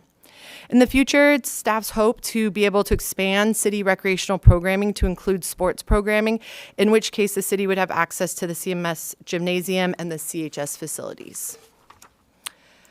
This concludes my presentation, and I'm happy to answer any questions you may have. Thank you. Questions? First I wanted to start by thanking staff. I had pulled this, or requested this to be pulled from the consent calendar because I feel like these facilities are being spoken of as a public resource, and so I just wanted to be sure to give the public a chance to hear more about this contract and what it entails. So a couple of questions. So then the staff report, it indicates that the middle school track and field are currently unavailable. Does that mean, and that's why people are being directed to the high school for use of those amenities. Are there future plans, to your knowledge, to change that unavailability of the middle school facilities, or is that something that's part of what this contract covers? There are no plans to my knowledge. However, in discussions with the district in preparing this agreement, we both agreed that should funding sources become identified and there would be a way to fence in or out the district or the school buildings rather from the recreational facilities to allow public access to the recreation facilities on weekends and not the school campus, that we would be open to doing so, but there are no plans in place. Okay. And so right now the public can currently access this, as your presentation said, the CMS tennis and pickleball courts on evenings, weekends, and school breaks. What are those hours, and then which entity is responsible for opening and closing the gates? Yeah, so generally it's available after 3 p.m. on the weekdays, so after school, and then all day on the weekends and in summer and any school holidays or breaks. The way it works now is the district locks the access point point from the courts onto the campus and unlocks the access point for the public after school until the next day, and leaves it remains open during all other hours that are open public time.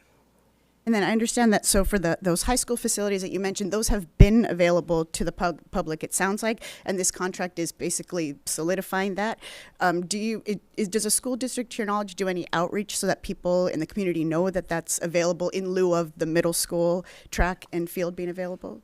Not to my knowledge, no. Our hope is that if approved this evening, that the city could take on some of that responsibility to let the public know about these recreational amenities, because we definitely want to put it out there and let people know that there's some really great facilities that they can use on the weekends and during breaks when it's not being used by the high school. And then my last question is, you had talked about expanding city recreational opportunities, using, specifically you mentioned the gym at the middle school. What are some ideas for that, and what is the absence there that you hope to fill with this? Yeah, it's definitely a wish list item of ours to expand recreation programming in the city in general. We would love to one day expand to have, spring break camps, more summer camps, after school sports. Really, what I would say is your kind of classic recreation offerings. Here, we obviously have a very robust aquatics program and junior lifeguard program, but I see that there's definitely a gap in programming for other recreational camps, classes, and activities. And so I would love one day if we could have, basketball camp or soccer camp that was put on by city recreation department. And since we don't have facility, the city doesn't own its own gymnasium, we would need partnerships like this to be able to do so. That's great. So in that context, it's helpful that the public knows that that's programming that hopefully is to come. And it's great to know that's a priority for our Parks and Rec department. So thank you very much. I just have one quick question. So in any changes to the facilities, can they be made by one party or the other without the express agreement? I can give you an example. Let's say the middle school wanted to, pull out the soccer field and turn it into something else. Or if the middle school wanted to stripe one of the other tennis court as a pickleball court, would they be able to do that without the city's approval? Or is that something that we would both have to agree on? I'll ask the city attorney to correct me if I'm wrong, but I believe that ultimately it is the school district's facilities. We just entered into this joint use agreement, so they could make alterations. However, we have a great working relationship, and even there's been, some discussions, or the community has discussed lining additional pickleball courts, and the principal and I have already been in contact and discussed it. So I don't think legally we could prevent them from making any alterations, but we have a really strong partnership, so I have every confidence that they would let us know. Thank you, Jeanette, Mayor Alarcon, council members. I think that's generally correct, that the agreement doesn't speak to that specific issue, but there are termination clauses in the agreement and then amendment provisions for amendment. An amendment would require both parties to agree, and then I apologize, I had the language for the termination. So either party may terminate this agreement for convenience, meaning any reason or no reason upon 30 days written notice. So that's also a party. But if there wasn't, it really depends on the specifics here, right? Because if all of a sudden they weren't letting us use the facilities for any reason, that could also be considered a breach of the agreement. So it really depends on how the situation would unfold. Thank you. Any other questions? Okay. Seeing none, I'll go ahead and open up public comment. Patrick O'Connor.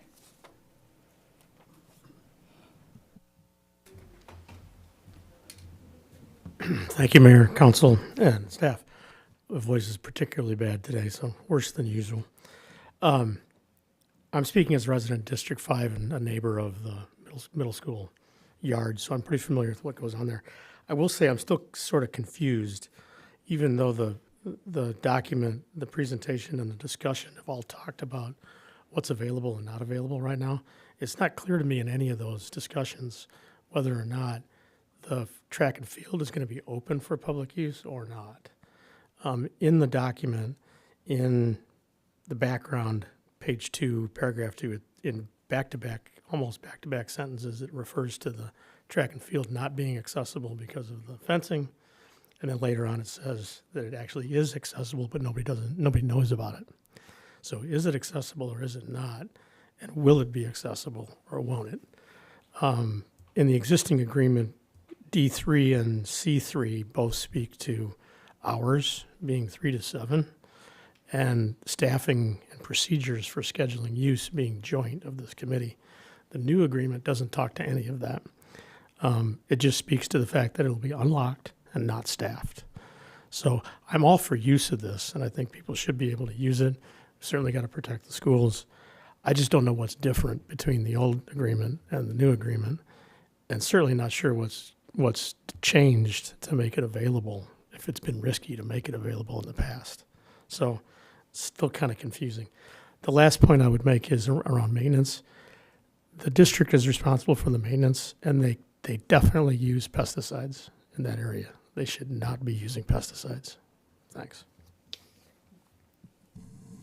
Thank you for your comment. Any other comments online? Okay. And then just to clarify, which I think I have this answer, is the track and field is not available at the middle school. However, it is available at the high school.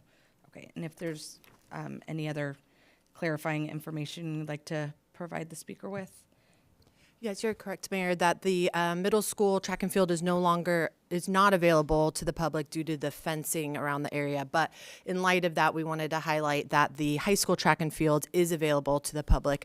Admittedly, the scheduling for the high school isn't very clear because they have so many different uses and the sports. So we couldn't put a firm number on it like we could with the middle school, where it's 3 p.m. through the evening and then weekends. High school, it will really vary in the weekdays. There would be limited evening use because there's so many high school sports that practice on the weekdays, and then it will be available on the weekends unless there is a high school sports tournament or track and field meet. So it's definitely a lot more, that one's more fluid scheduling wise. Great, thank you. Okay, I'll go ahead and bring it back to the council for a motion.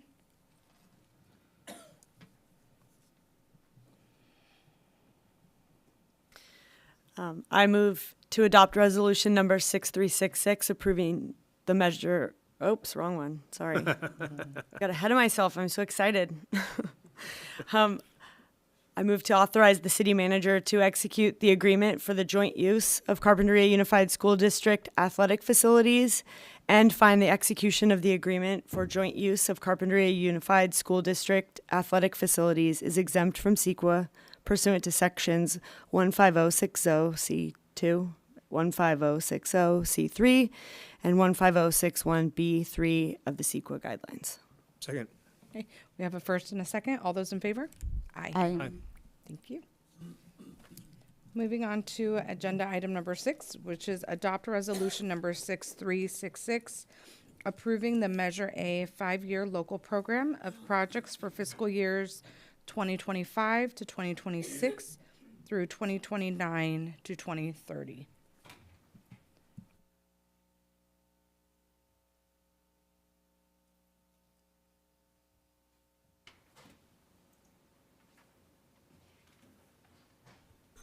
Good evening, Council. Tonight I'm here to present on the staff recommendation to adopt Resolution 6366, which would approve the Measure A 5-year local program of projects for fiscal years 25-26 through 29-30.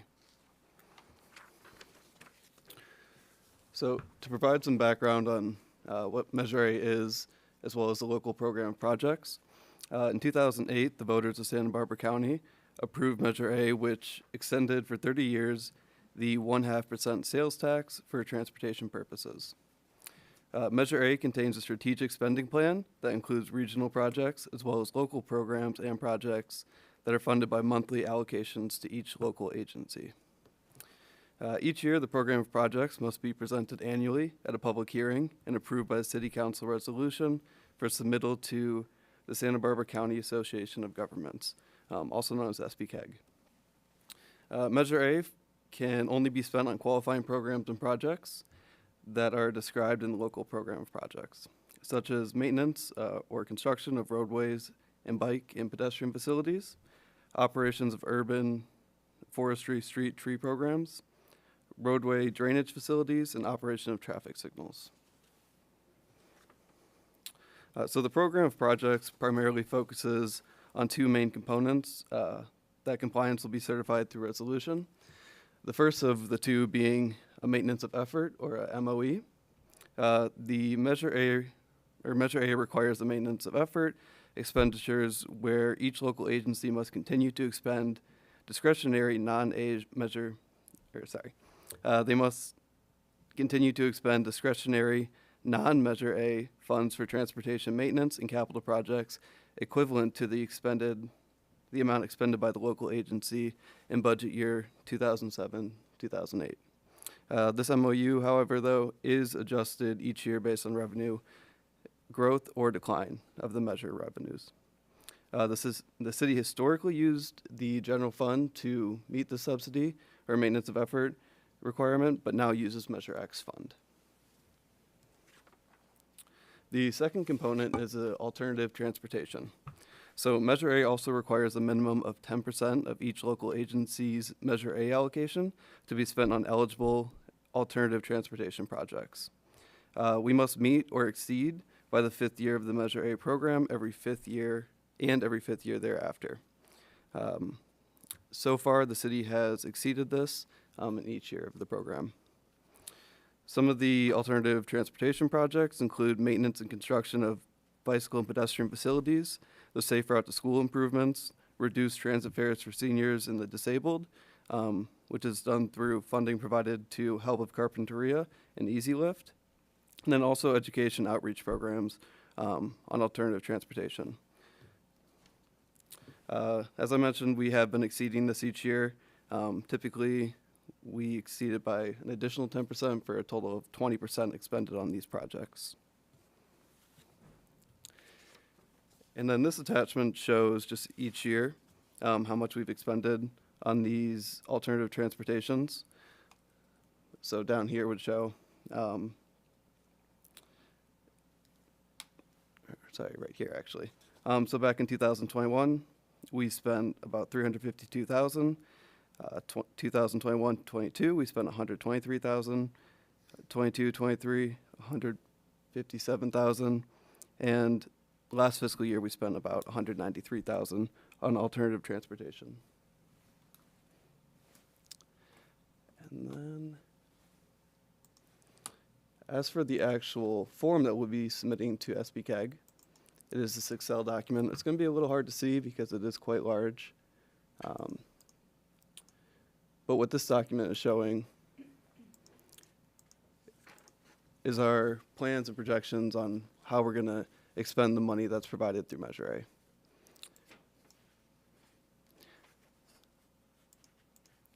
A. Over here, it just has the project descriptions. These are pretty routine maintenance operations, such as pavement maintenance projects, street maintenance programs, right-of-way maintenance, as well as street management plans. And these numbers will be confirmed at the next budget hearing. So these, we aren't locked into these by any means. They're just showing projections that we're able to expend the money in these upcoming years.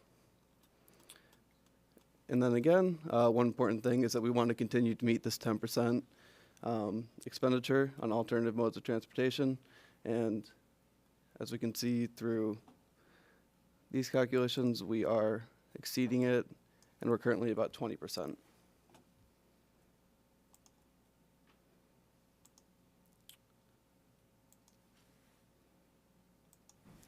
Sorry. And then with that concludes my presentation. We open up to any questions. Questions on behalf of the council?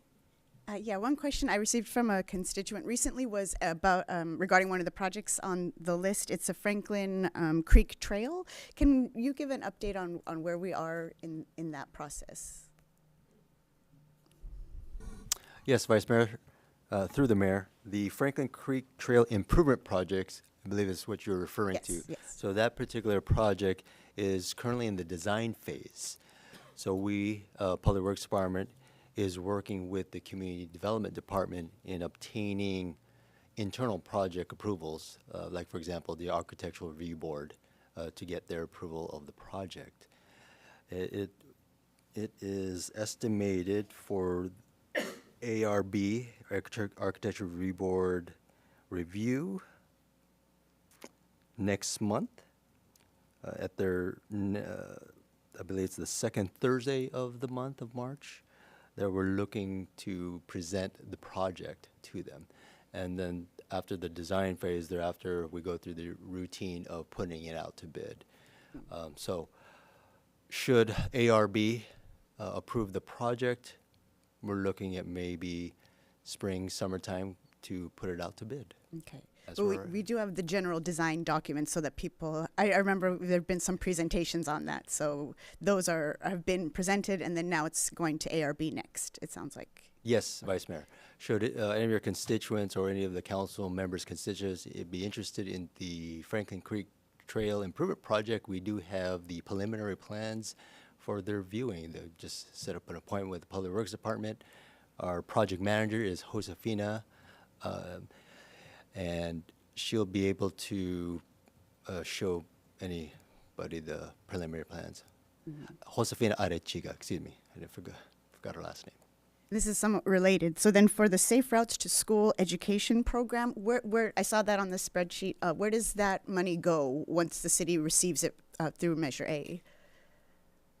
Vice Mayor, through the mayor, those particular set of funds from this Measure A goes to Move Santa Barbara County, a partner with us who provides that public education, the public outreach to our schools. So Move Santa Barbara County provides that service, the Safe Routes to School service, and hence that's the name, Safe Routes to School. So they provide the school outreach. So those are like the bicycle training classes and stuff they do for the students at the elementary schools and I think the middle school too. So yes, okay, basically the entire of the Carpinteria Unified School District schools. Okay, great, thank you. I just wanted to connect those dots after looking at the spreadsheet. So thank you very much. Those are my questions. Any other questions? Okay. Seeing none, I'll go ahead and open up public comment. I'll go ahead and close public comment and bring it back to the council for a motion. I move to adopt resolution number 6366 as read by title only and authorize the Public Works Director to submit the Measure A 5-year local program of projects to the Santa Barbara County Association of Governments. Second. Great. I have a first and a second. All those in favor? Aye. Okay, thank you. We'll go ahead and move on to item number 7, which is the 2024 Annual Integrated Pest Management Report.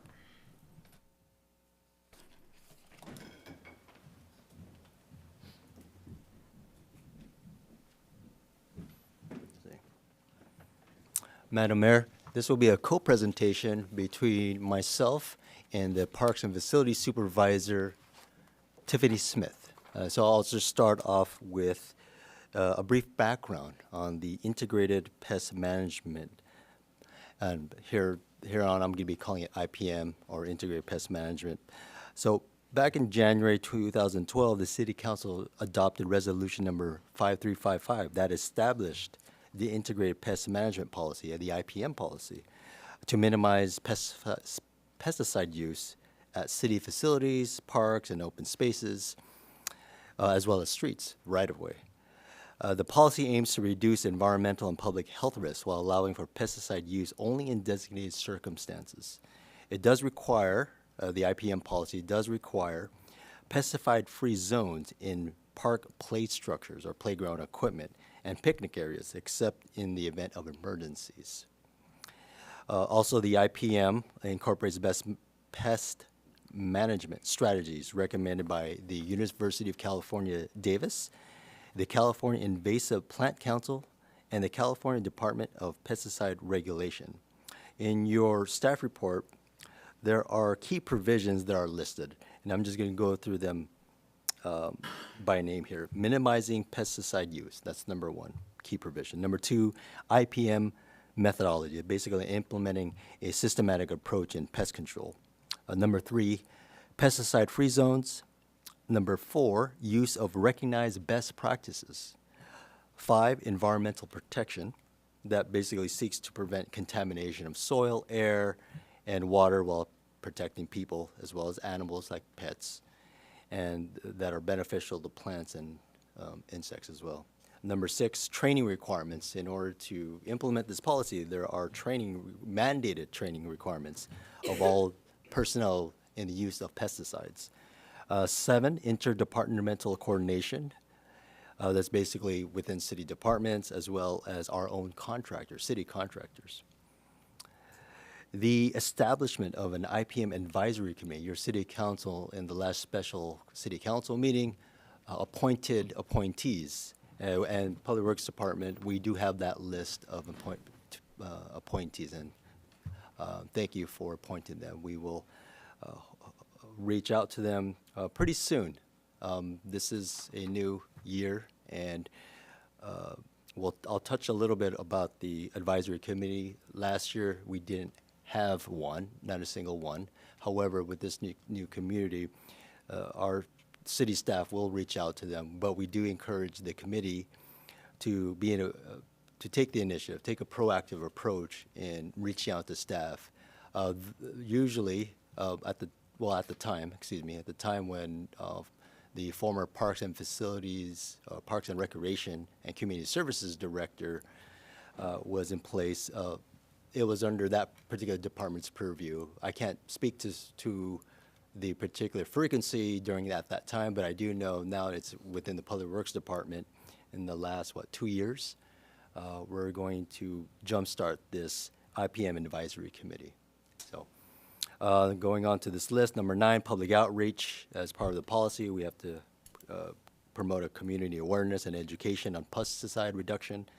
And finally, number 10, public notification. Should we use pesticides within the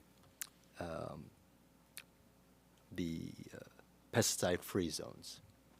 So as part of your staff report, Tiffany Smith is going to walk you through the particular report that's part of your staff report. And with that, I'm going to turn this over to Tiffany Smith. Hi, good evening, Council. I am Tiffany Smith. I'm the Parks and Facilities Maintenance Supervisor, and I'm also an ISA certified arborist.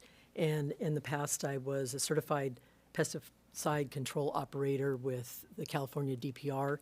And my experience includes implementing and building IPM programs at Moore Park School District and at CSUCI, where I used to work. And so the IPM policy requires not only our year-round management, but an annual report of any pesticide use, pest intervention options and tactics, and any recommendations for the ensuing year. And pursuant to this policy, the 2024 Annual Integrated Pest Management Report is included as Attachment A. And I'm going to go over the main points of the 2024 report. I'm going to first define integrated pest management for anybody that's not really sure what that is. Integrated pest management is basically a program where we use the least toxic methods first and go through phases with possibly using anything else that will keep us from using pesticides. And at the end, there would be pesticide use, and the pesticide use is also carefully considered.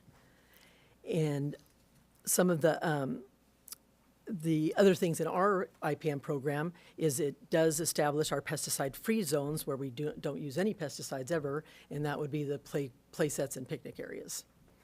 And so starting on the beginning of this, of the report, number 1, it establishes the goal of reducing or eliminating the use of toxic pesticides through the use of common sense principles of IPM. Use of IPM tactics such as eliminating habitat, eliminating food sources, using mulch, and using hand or mechanical weeding, rodent trapping. Those are some of the first lines of defense. And we'll move through those things. using on a day-to-day basis or a weekly basis, but also over the broad scope, such as mulching. When I came here, the parks were, there was some mulch, but we have, over the years now, all of our bare areas are being mulched. And that helps us to not use herbicides because then we don't have weeds growing. And as it says, observation, identification, and monitoring are the 3 keys to early actions. So taking care of a infestation before it becomes something that we have to use pesticides on. And going through, it talks about the pesticide-free zones, and when it gets down to number 6, and it talks about the requirement that all personnel, city personnel that are involved in pest management receive training, we use contractors, and they're all trained, and they're all licensed for this type of work. So we use a landscape company, and then we use Santa Barbara Pest Control. We also have, John mentioned our advisory committee that we're going to try to get that a little more active this year, a lot more active this year. And establishing a public outreach. Right now, we do it through the garden, through the community garden. We have classes, or we have, outreach there, or they can ask questions. And but that's something that we'd like to increase also. And one thing that people ask questions about is stormwater runoff. First, we don't use enough pesticides to run off. We really use a very minimal pesticides. Usually that's a concern on turf. And if you even just think of the location of most of our fields, there really is no runoff into stormwater. And we minimally fertilize, and we minimally use pesticides. So it generally is not a concern. And going through our main and really kind of only pests that we have, because we don't run into a lot of them. So the number one is weeds and invasive weeds. And that would be in every park and every site around. As I said, the mulching and the management of the facility so that we don't get weeds in the first place is number one. Number two would be any mechanical control, weed eating, hand weeding, proper design helps to have coverage of the desirable plants. And when we do use an herbicide, it is not a glyphosate based herbicide. It's called Lifeline. And generally those are used on edges of trails, sites like that are likely to have the weeds, and we just keep it so it doesn't encroach onto it. Other ways that we out on the open spaces out here and tar pits and the bluffs, we have started a mowing program because there are a lot of invasive weeds out there, and trying to use a pesticide would not be advisable. So continual mowing to try to keep the main weeds down, which are in both places are the invasive mustards, invasive radishes, a lot of invasive grasses, the tumbleweed, Russian thistle, and the chrysanthemums that are out here at tar pits. And it is a lot of invasive weeds. But, and we do some mulching out there too. So, that helps. In the turf, we might find broadleaf weeds. We usually only have to treat about once a year. And we treat it at the same time that we're fertilizing. So with the fertilizer, it has a broadleaf weed killer in it. And that's a pelleted fertilizer. It gets watered in, and generally it's not a problem after, the first day or two. And, actually the first day. And then if we get an area of small infestation, we will just treat that small area. And we try to get that before it gets out of hand. This talks about the turf encroachment on the infields that we have. We have 4 infields, and we just do that by hand with edgers and even by hand with hand picks and things. Some of our insect pests, the worst ones we have really are California oak moths, ants, and aphids. And they have 3 different types of treatments. Our oak moths, we do injections on the trees, which keeps it very low contact for humans, and the trees get, California oak moths are a real problem, and they are cyclical. You'll see them some seasons just insane, and then you won't see them for years, or maybe even 2 years in a row. But to prevent the over infestation drive, when we monitor the trees and observe and see what level they're at. So you don't have to use it the first time you see some oak moss. You want to use it at a certain level. You just have a level of tolerance for them. And then hopefully at that point you treat the tree, and then it doesn't become a problem that you have to treat it continually. And aphids, generally the only place we have aphids, again, there's a couple streets that have elm trees that get aphids, and we treat those the same way. And then at most of our facilities, City Hall and the pool and Vets Hall, we have some landscape plants that get aphids, but we treat those a lot, mostly with neem oil, which is a really low toxic, more organic method. And we even don't really have a problem with them too much there. Ants is something that we actually treat with an organic treatment, and we did something new here at the City Hall that we hadn't done before. We treated the City Hall. We observed it until we thought that the infestation was under control, and then we put a barrier spray. And the word is on that barrier spray is supposed to last for 3 years, so we'll see. It's been going good so far. So, rats and mice and rats and mice we treat at the facilities. We do use a rodenticide, but we use a very low amount of it. For instance, here at City Hall, I think we have 3 bait boxes. And that is something that I would like to work on with the committee and improve the way that we do it. But there will be expenditures. It's more labor intensive to do it any other way. And also some construction things that we would probably have to do. Gophers is something that I'm really happy how we treat those. No rodenticides, and we treat them. We do some trapping, but we use a actual carbon dioxide pressure gas. And you wonder why carbon dioxide? It's because it's pressurized into their burrows, and it replaces the oxygen immediately in their lungs with carbon dioxide, and they die. They don't even know they died. They just die. They go to sleep. And it's really effective. And basically that one is, our landscape crew does it, and sometimes you might see an infestation, say at like Viola Field, but literally those will happen overnight.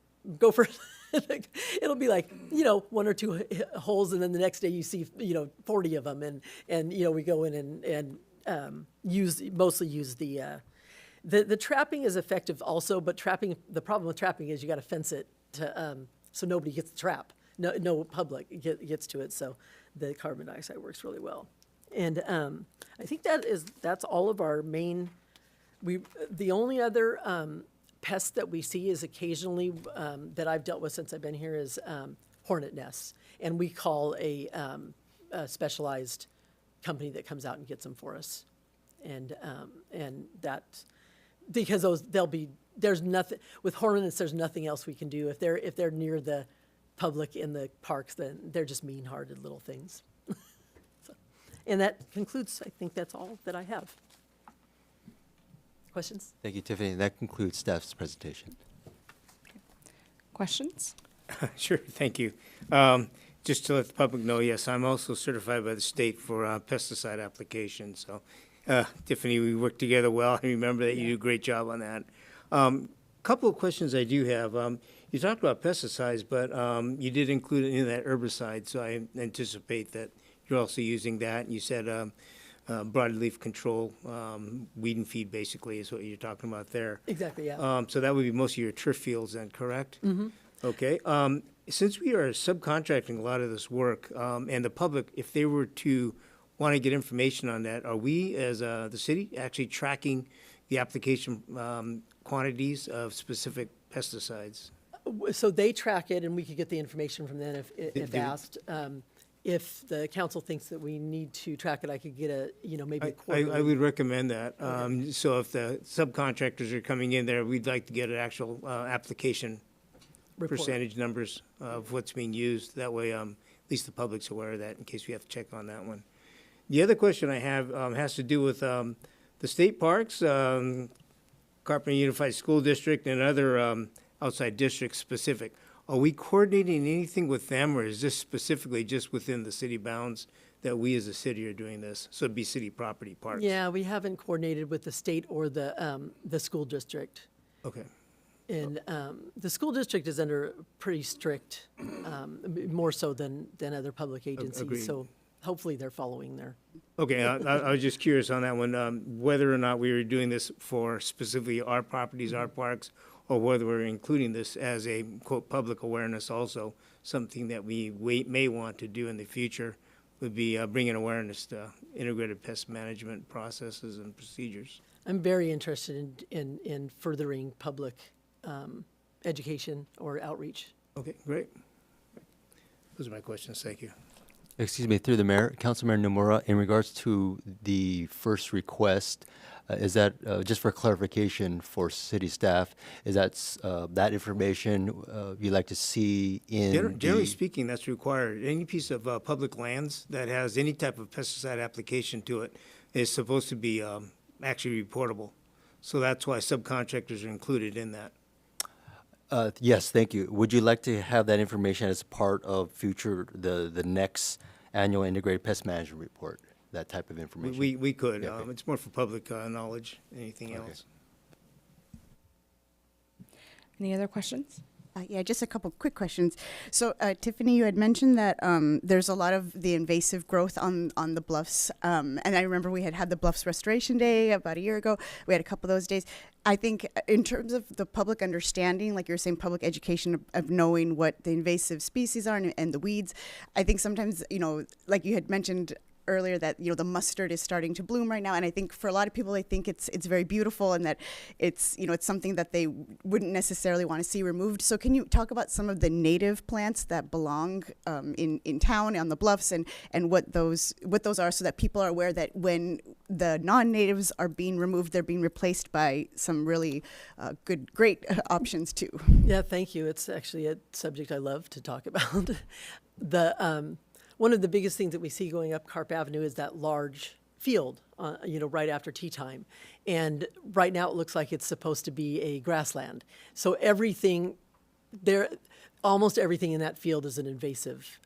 It starts out with the veld grass, which is not anywhere from close to here at all. And then the mustards, the radishes, Russian thistle, and some broadleaf stuff. And so what that actually should look like is coastal sage scrub. So there might have been some small areas in there that had some native grass. Native grasses are always bunch grasses. They never spread out like a lawn. You will see them dotted in bunch grasses. And what you would have seen before it was farmed or whatever happened historically with it is it would have had our native shrubs, which would be buckwheat, sages, lemonade berry, and maybe some of the tall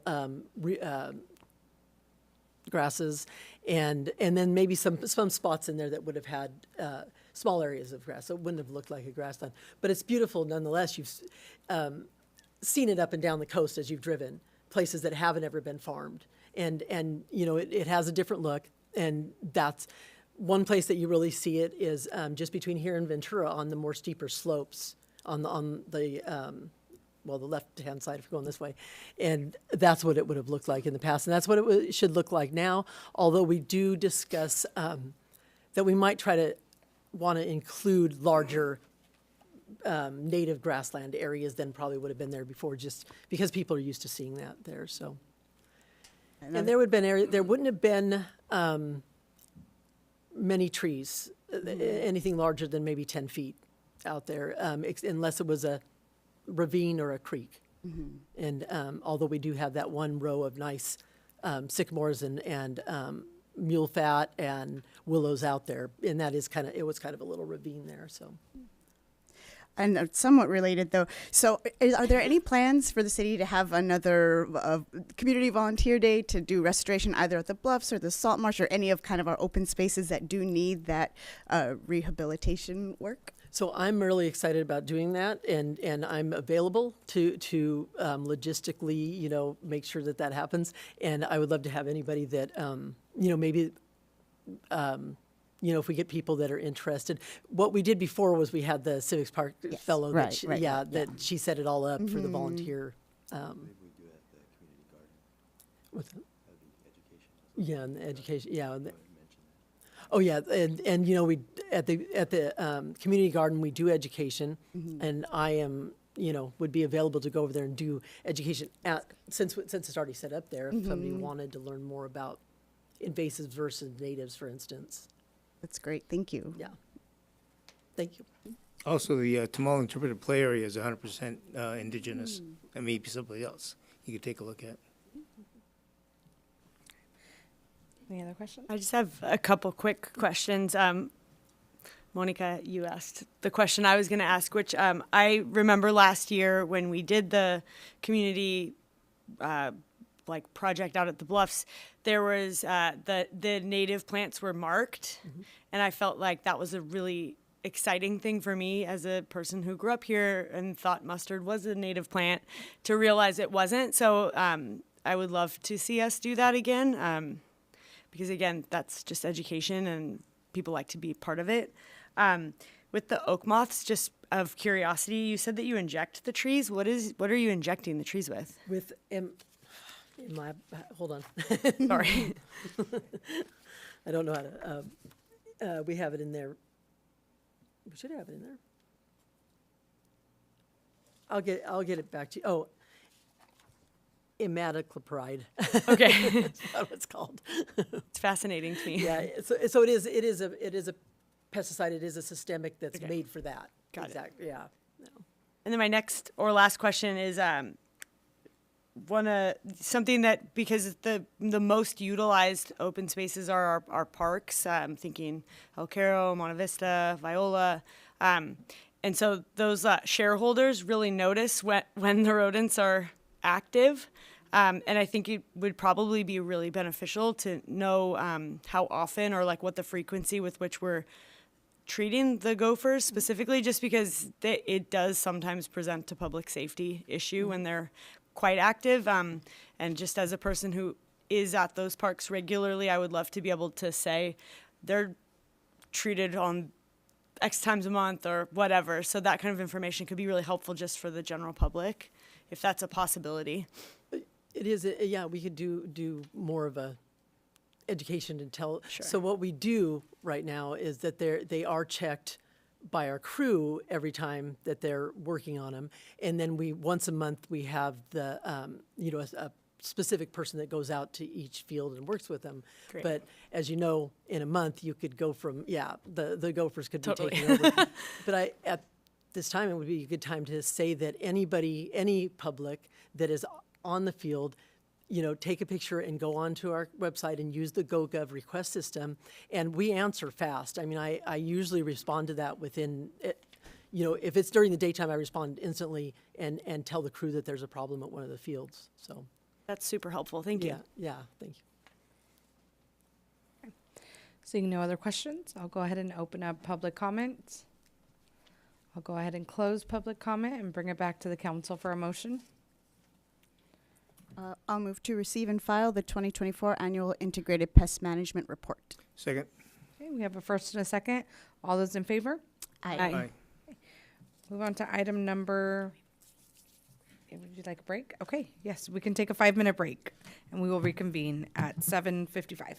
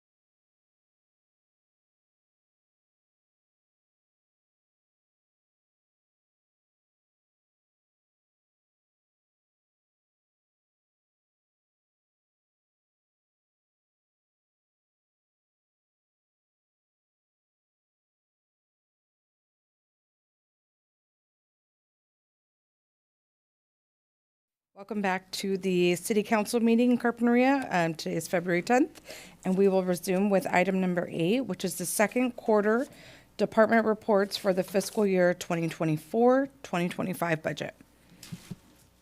Yes, Mayor, Council, and community members, just a short little background on our quarterly reports. You can see some of the key dates are on the screen. Our quarterlies are based on the city's fiscal year, which is July 1st through June 30th. So our first reporting period, or what you'll commonly hear us refer to as Q1 or Q2, those sorts of things. But Q1 was for the months of July, August, and September, and your council received that report on October 28th, 2024. This report tonight is for Q2, October, November, and December. So after our report in October, we did receive both positive and constructive feedback after that report, and we made a few minor revisions to this Q2 report template that I wanted to mention. So first, the executive summary, key highlights, financial summary, and community engagement and outreach sections are they summarize all the programs within the department. And I'll discuss, what all those programs are for general government here in a second.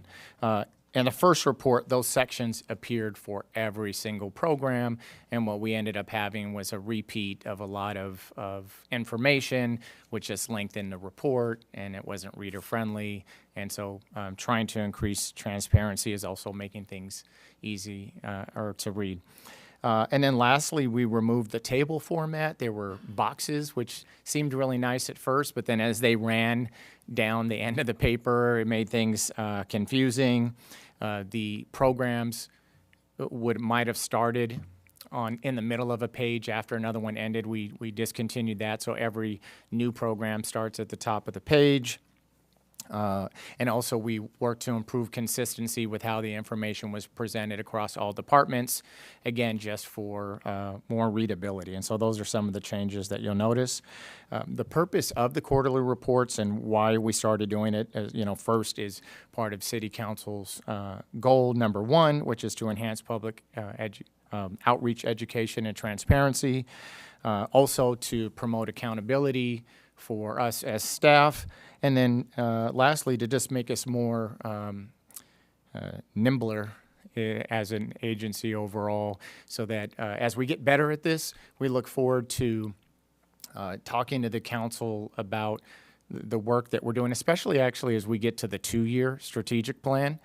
2 years is a long time to go without checking and seeing where we're at and whether we should change something. So at that point in time, we'll be doing a lot more of that type of work.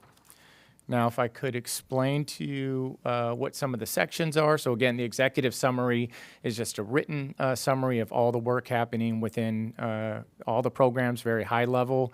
We get into more detail with the key highlights. So amongst all the programs, what are some exciting things that have occurred during the quarter? The financial summary, which goes over any major expenditures, any variances over what we expected and things like that. And then the community engagement and outreach. We're looking to get better at that, especially as our program manager for those tasks will be coming on. But what are we doing to reach out to the community? What's the feedback that we're receiving? And if there's any special response, what are we doing? So that, again, will be for all the programs under each department. And then the program sheets, these are by program. It'll highlight the funding sources so people know where's the money for that program coming. Policy alignment, or what we call authority, is why are we doing this in the first place? Is it did we propose it because it's advancing a city council goal? Is it a state or federal mandate? Is it a best practice? So that's what the authority is supposed to do. And it's actually a stimulating conversation as you start to think, for people who've been here a long time, and you think, well, why are we doing this thing? And so it helps us to revisit that each time. And then the departmental strategic goals and status updates. So the strategic goals are those department level goals that are to advance city council's goals, or again, those mandates. And they have objectives attached to them and performance measures, which you can find in more detail in the budget document, which we have available online. So for general government, I said I would mention all the programs that go. So I would direct anybody watching here, a council, of course, has done this, is to look at the staff report for detail on all of the programs. We're just going to be highlighting a handful in this presentation. Programs that come under general government is legislative and policy, which is the work that your council does, commissions, boards, and committees. Our city administration, so our general government, city manager's office, records management, elections, staff recruitment, retention and development, which is essentially our human resources, risk management, emergency preparedness, communication, and promotions, economic vitality, our community services support grant program, law enforcement, and racial equity and social justice. All of those fall under general government. So on the screen are just some of the key highlights that we saw over the quarter. So significant progress made towards our current work plan for 24-25. Major progress in the area of policy development, legislative actions, and program implementation. Again, that's all detailed in those work status reports.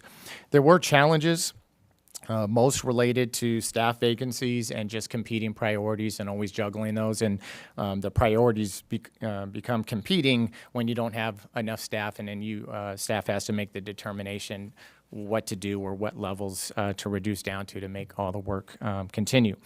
And so the staff has done a real good job of that. And so you'll see, despite some of these vacancies, that work effort is still happening in many of these areas. So proud to say that.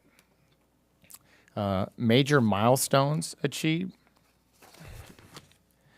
So in the area of legislative and policy, the adoption of Resolution 6346, which helped formalize our appointment process for our city advisory groups. I feel like there's definitely some improvements we still want to make, but that overall, that was just a much, much improved process that the council, along with Brian, led us through.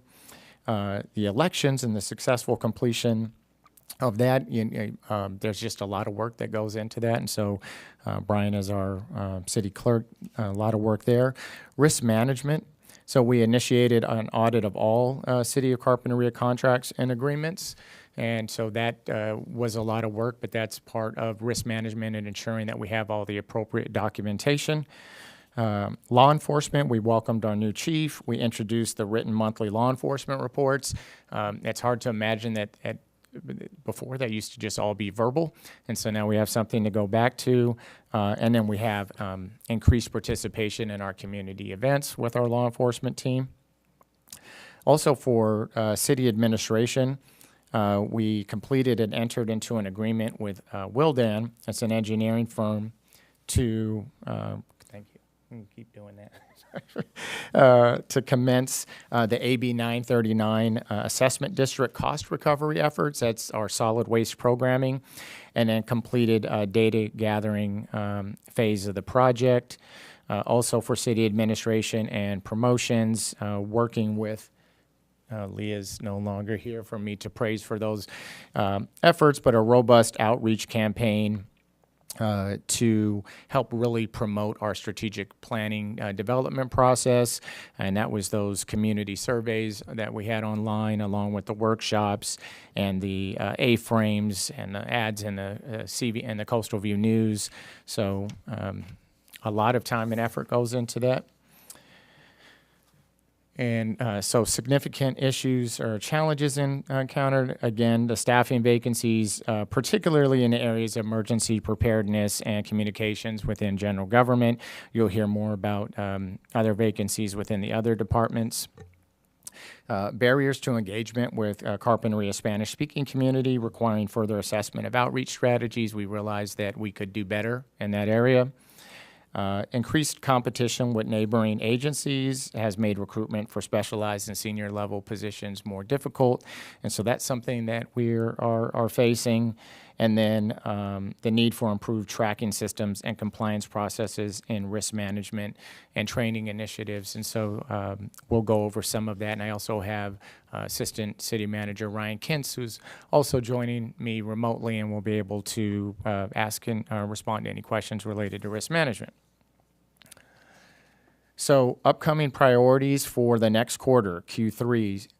So some things you'll notice are on here, and there's others that I have left off because we passed them, and I think most people are aware. So Q3, an upcoming priority definitely would have been having the city council retreat, and that being came and went is not included on here. But we want to strengthen communication and community engagement efforts by assessing and improving outreach to seniors, youth, and Spanish-speaking residents. That is going to go along with that public engagement committee that we formed earlier this quarter. Finalize updates to our injury illness prevention plan and strengthen safety training programs for city staff. A lot of these goals have been established working with the California Joint Powers Insurance Authority, who is our risk management company that we work with. Procurement to procure and implement agenda management software to streamline the legislative process and reduce reliance on paper records. Later on, if you have questions, Brian Barrett will be able to speak to that. Implement the city's strategic plan for diversity, equity, and inclusion, including the finalization of our strategic equity plan. Our consultants are looking forward to coming back in spring with that. And then to complete the preliminary engineer's report for the assessment district's update, and essentially what those reports are in order to increase what we're collecting through an assessment district. The city has to prove that we're collecting exactly what it costs. There's a lot of effort that goes into that requires these engineers' reports. And for the financial summary, so major expenditures, those will be relative within each department. So for us, a major expenditure is $35,000 and $40,000. When you get to Public Works, I think theirs are like $1.4 million. Again, very relative. And so that one of those was our contract with our strategic planning consultants, Tripepi Smith, and then also with the engineering firm, Wildan. Those are budgeted expenses, so those were not new numbers. No major variances, no major financial changes or concerns. And for engagement activities, I mentioned earlier, the community survey, the workshops, the promotion campaign. We also did some tabling at the Avocado Festival, continued social media engagement through our Two Trumpets contract, and then also promotion and solicitation for the applications for boards, commissions, and committees, which we know was successful with the number of applications that we received. In terms of the feedback received at the strategic planning session, your council received a lot of different feedback regarding potential revisions to the city's vision and mission statements. Some of those included things like safety, maintaining a small beach town, concerns about transportation, and economic vitality were just a few of the items discussed. Your council received that feedback and incorporated that public comment into your discussions, and then revisions to the strategic plan for fiscal years 25 through 27 that will be coming to your council very soon for final approval. And also we incorporated some of the feedback into our draft revisions for the city's vision and mission statements. That's an ongoing process. We'll not be coming back to you all for approval anytime soon, but we imagine to be a lengthier process as we go through revising those. So I'm going to go through these rather quickly. So the authority for this is our city council goal of public outreach, education, and transparency. To enhance public participation in the annual work plan development process. Is there a graphic? Oh, okay. I was like, I'm missing some information. So we conducted the community survey and workshops and executed that robust promotional campaign. Next steps are none. That is complete. To assist the city council to review and revise or develop the city vision, mission, goals, and priorities, that we are on track. We had our strategic planning meeting. We adopted our next steps are to adopt those city council goals and priorities, to continue with revisions to the vision and mission, and then to draft a strategic plan document for 25 through 27. We also wanted to take steps to address subsidies of city assessment districts to make the districts more fiscally stable and sustainable. So we completed that agreement with Willdan, the engineering firm. We've completed data gathering phase and began analysis for the required engineers reports. And then a draft of the AB 939 fee notice was completed and actually went out recently. So that will be in our next report. Next steps are to complete the Prop 218 notice process. Again, that actually is occurring now, and to complete the preliminary engineers reports. Research options to increase revenues and present to council, again, on track. We've initiated discussions with the city council and public regarding revenue options to our strategic planning in these meetings, but we look forward to taking something more solid to our finance committee here later this month, and then eventually to your council to decide on which direction we really want to go and where staff should be spending their time. We wanted to, I'm sorry, I'm going to turn this over to Brian. Thank you, Michael. So this goal is to engage the City Council boards, committees, and commissions review committee to review and revise program standards, procedures, and processes. So this is currently on track. Actions taken for last quarter were refining and formalizing the new appointment process for the city advisory groups and implementing a comprehensive public outreach campaign. And the next steps, which your council already did at last week's special meeting, was presenting all the boards, committees, and commissions applications to the city council. And you've already made those appointments last week, so that's completed. And now, invest in a high-performance team at City Hall. The goal is to enhance the overall employee experience for the whole employee life cycle. Again, on track.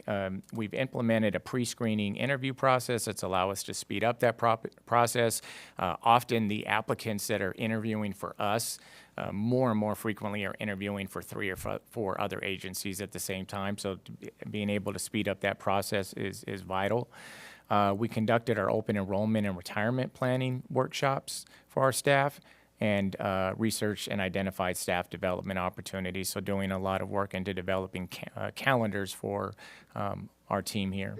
And next steps are to implement policies and update our employee handbook and establish regular HR check-ins with department heads as we look to expand the influence of HR by working through our departments and building up their ability to do some of that work as well. Enhance city safety and risk management. We resolved some outstanding claims that the city had. We maintained confidential DMV pool notice reports, updated our DAC track system for state and federal ADA reporting, initiated asset audit for insurance coverage, and trained staff in workplace harassment prevention. This is some of the least exciting stuff that you'll read about, and also the most important, because these are things where agencies can really go the wrong way really fast if we stop paying attention to those things. Next steps are to complete a risk evaluation as part of our loss cap, and then also to finalize the city's injury, illness, and prevention program. To ensure community resilience and staff emergency preparedness, actions taken, participated in the Girls Inc. Resiliency event, and then we hosted an all-staff emergency operations center, better known as EOC event, and we did that in partnership with the Summerlin Fire District, and Dave Baker there with Fire helped us with that. And then we also generated a comprehensive list of lessons learned. There were more questions that came from that process than we had answers, and so we look forward to next steps and continuing that training. So collaborating with the fire district to do more of those trainings, including work with CERT and Listos, and then host a Red Cross sheltering training. So every time we do training, staff is that much more certain they need even more training. And if you've ever been through those, you probably felt the same way. I know I have. And so we're just looking to just continue that pace. Enhancing public communication engagement with all residents and demographics of the city. This is both on track and delayed because certain aspects of this effort are on track while some are delayed. So we ensured public access to information about city programs and worked with Two Trumpets to create a style guide for social media and city scroll announcements. That's just making it where it's recognizable, what it is. You've probably seen some of that with the same graphics that are used every time we have a meeting. So when people see it, not only do they see the words, but they recognize the graphic and instantly know to turn their attention there. And next steps are to develop some communication-related policies and explore creative ways to reach all members of the public effectively. Law enforcement, again, some things on track, some delayed. We introduced our new chief. We added the criminal investigation stats to our monthly reports, and our deputies participated in numerous events between October and December. Next steps are to continue communication and engagement efforts with the public. There's things that we couldn't have imagined at the beginning of this period that we would need to be communicating to our public, like we discussed earlier this evening, that we're not cooperating with federal agents, and so this is just an ongoing effort. And then to consider development of formal citywide engagement efforts. That came from feedback from your council about the chief was opening his calendar to anybody in the community, but we also talked about what can we do something as a city that is formalized for the city for all to be able to participate in. So that's something we look forward to doing. And now happy, along with Assistant City Manager Ryan Kintz and Brian Barrett, to answer any questions you have about general government. I have a couple questions. Regarding one of the upcoming priorities for general government, one was listed as strengthening communication and community engagement efforts. Is that something that the new Public Engagement Committee is going to be working on? And if so, do we know when that committee will first start meeting?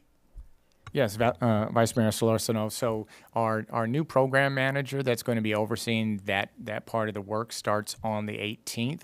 And so I imagine we'll give her a week or two to, get trained with some of the basic things. And then, like everybody, when you get here, you have that little short grace period, and then we jump right into the work. And so shortly thereafter, we'll be looking to schedule that public engagement committee meeting. And those are exactly the type of things we'll be discussing. Perfect. And then I know that Assistant City Manager Ryan Kintz has talked about work that he's done on the Code of Conduct for us. I know that's one of the JPIA recommended documents for the city to develop. Is there a status update on that, where that is right now? Ryan? I can report on that.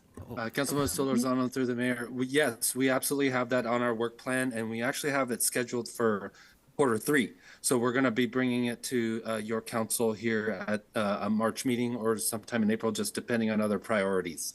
That's so it's great. It's coming. Great, thank you. I appreciate that update. And then regarding emergency preparedness, there had been discussion of having a presentation by the Summerlin Fire District here.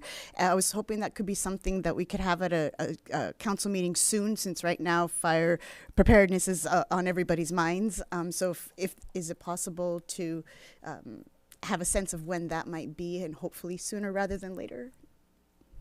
Yes, Vice Mayor Solorzano, I wasn't ignoring you. I was looking through my text messages because I had reached out to Chief Kovac earlier, and I wanted to see if he had responded. So he did mention that he absolutely would be available to come in and discuss the district, the relationship with the city, and then info and tips related to fire prevention. They have some things that they're working on right now, and so I'm not sure whether that meant 2 weeks or 4 weeks or a month, but I look forward to following up with him, and I can report back during one of my city manager reports when that will be. Okay, great. Thank you very much. Those are my questions. Any other questions? Okay. Great, thank you.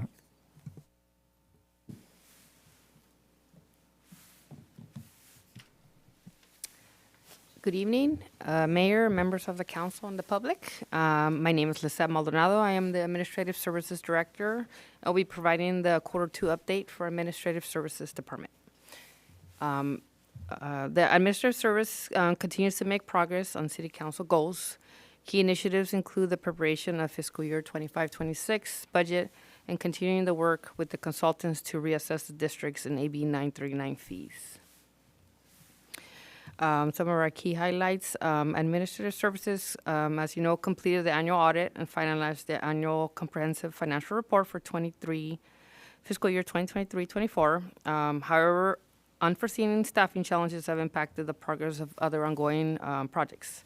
Looking ahead, the focus for the next quarter will be implementing annual benefits, which we have in January, addressing proposed mid-year adjustments that we're currently working on, and kicking off the fiscal year 25-26 budget process, which will be in the next month. Our financial summary, our total budget expenditures are $1.2 million, but year to date, we spent $515,000 as of December 31st, 2024. No major changes or financial concerns as of the end of December.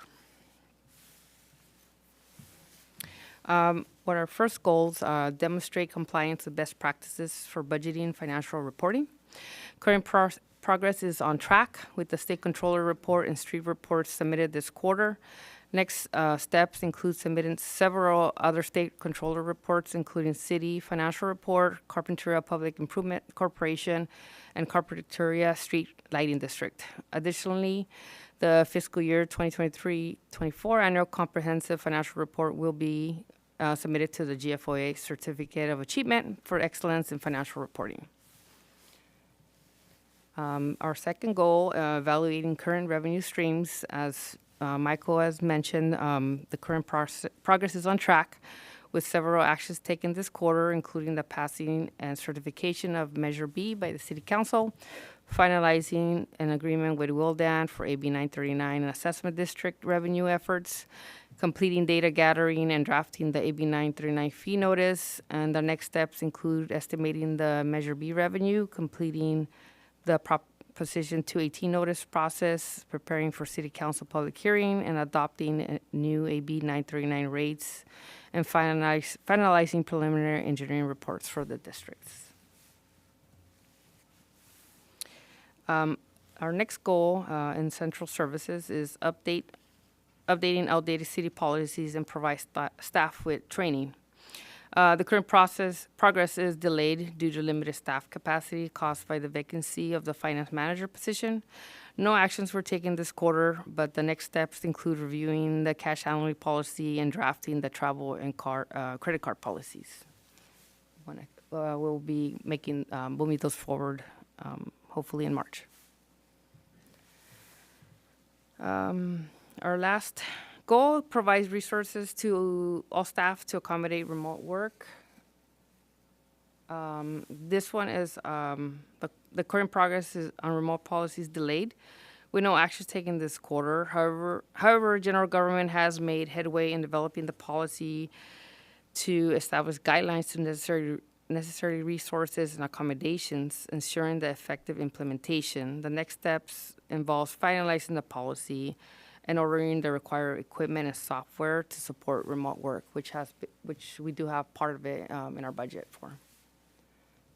And that is Administrative Services. If there's any questions. No questions. Thank you.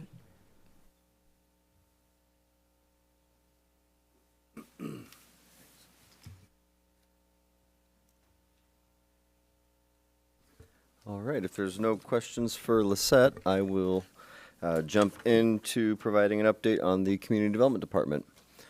So like for the Administrative Services Department, Community Development also continues to make progress on several of the City Council's key or primary goals.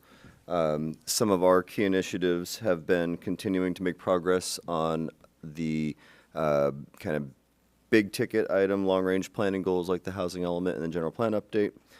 Continuing to look for ways to improve customer service through process improvements and other strategies. And then also continuing to invest in and build out a high-performance team, which currently also involves filling a couple vacant positions that we have within our department. So department-wide, a couple of the major milestones achieved this past quarter include the council adoption of the housing element zoning amendments package and submittal of that package then to both state HCD and the California Coastal Commission for their respective certifications. We also released the final 2 chapters or elements for the general plan update. Those 2 elements were land use and community design, and those were circulated out to the public in October through our general plan update committee, and then we held a second meeting to continue our discussion on those elements in December of last year. We also were able to tackle some of the back-end logistics, working towards the ultimate expansion and extension of the safe parking program, which, as you know, we've been bringing to your council here now this quarter in pieces to get that into place.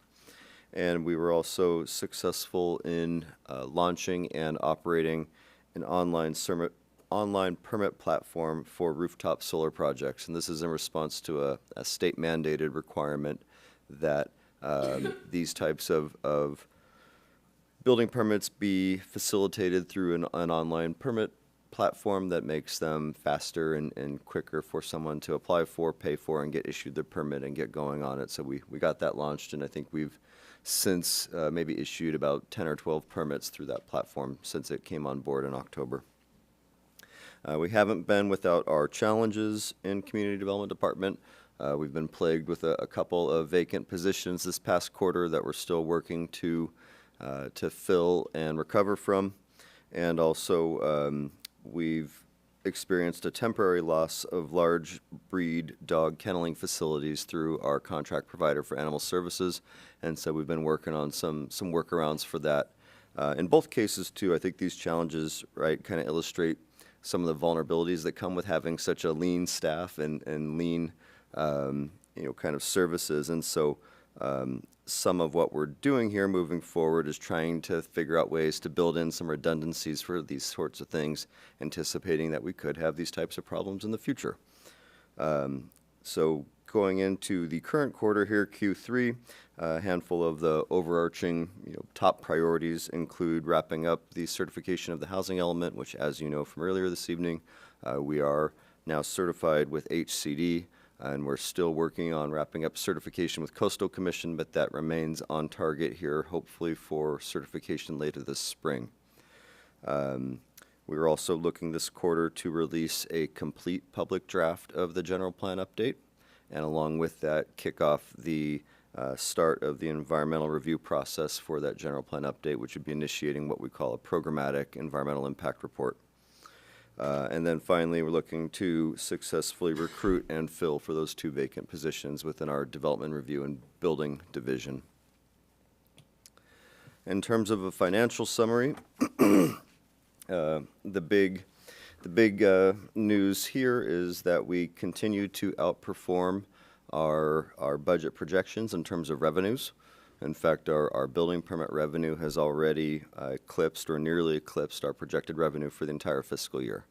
And this is a reflection of several things, one being that we are seeing the benefit of having updated our fees. We're also have had a handful of really large projects that are, that have big price tags attached to them. And because our permit fees are calculated in some ways as a percentage of those permit costs, that we get the benefit of that. So we've seen a nice uptick in revenues this year compared to, say, the last couple years, that hopefully we can benefit from here, because one of the challenges that we're seeing is that we have expended nearly all of our budget allocation for our plan check and building inspection consultant services. And so I'm hoping to come back as part of the mid-year budget adjustment and ask that some additional funds either be redirected or reallocated to this, so we can continue to keep these consultants on board to help support CDD staff in providing building and safety services to our community. In terms of community engagement for our department, we did table at the Avocado Festival as part of the city's table there on Locals Night. Of course, we're at our monthly ARB, Planning Commission, City Council, and General Plan Update Committee meetings.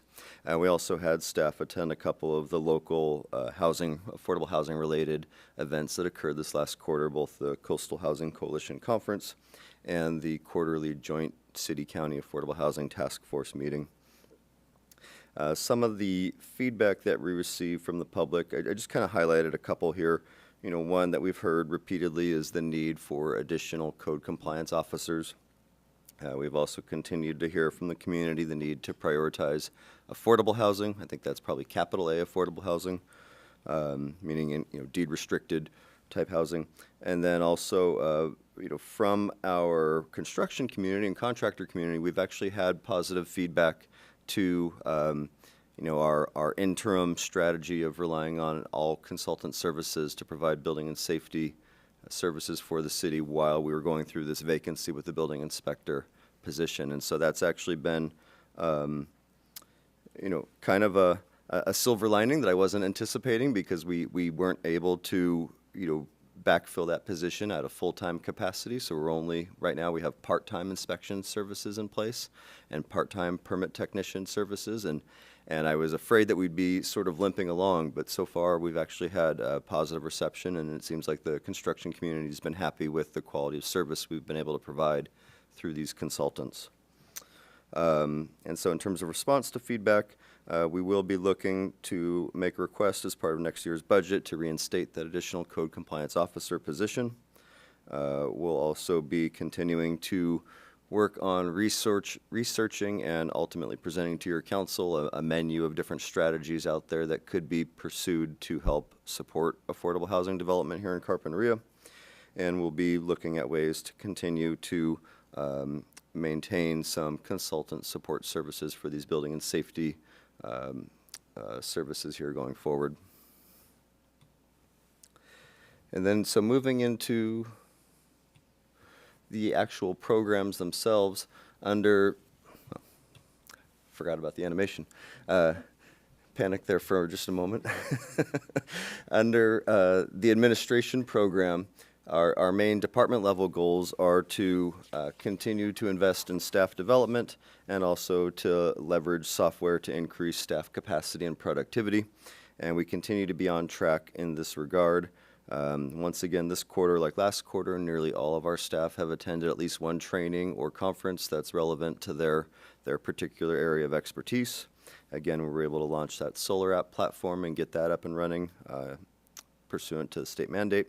And we're continuing to evaluate permit platforms for our eventual transition to a new online cloud-based permit software that could handle all the other building permits and planning cases that we manage each year. And so our big kind of next step under this umbrella is to be ready by the end of this fiscal year to select a vendor for the new permit platform and be ready to execute a contract with them so we can launch that sometime next fiscal year. Also under administration is a goal to continue to evaluate and pursue some additional revenue sources to support the council's goal of improving fiscal sustainability. And again, here we remain on track.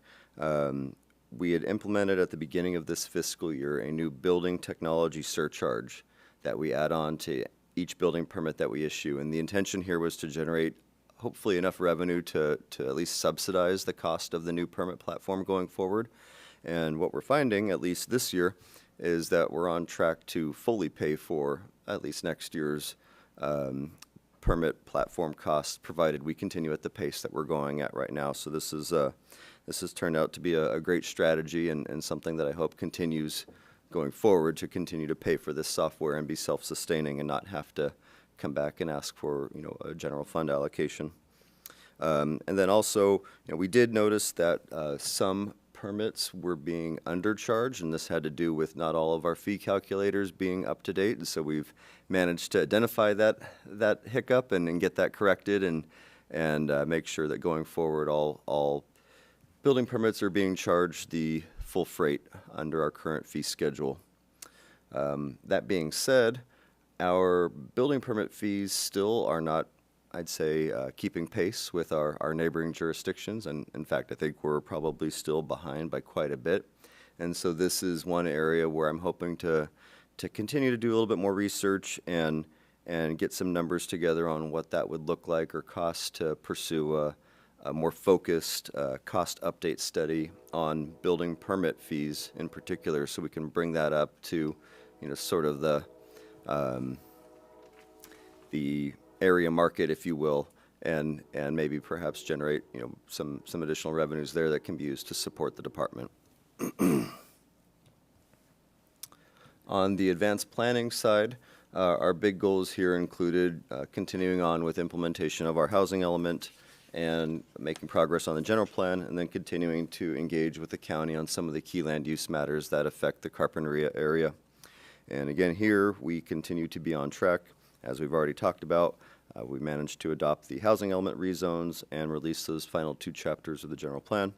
And we've been engaging continuously with the county on several different issue areas of interest to the community, including sphere of influence discussions, the county's rezones along our border, and also some amendments to the county's cannabis regulations that they've been considering. And so we're engaging in those meetings, providing public comments, and trying to advocate for the community's interests in those areas.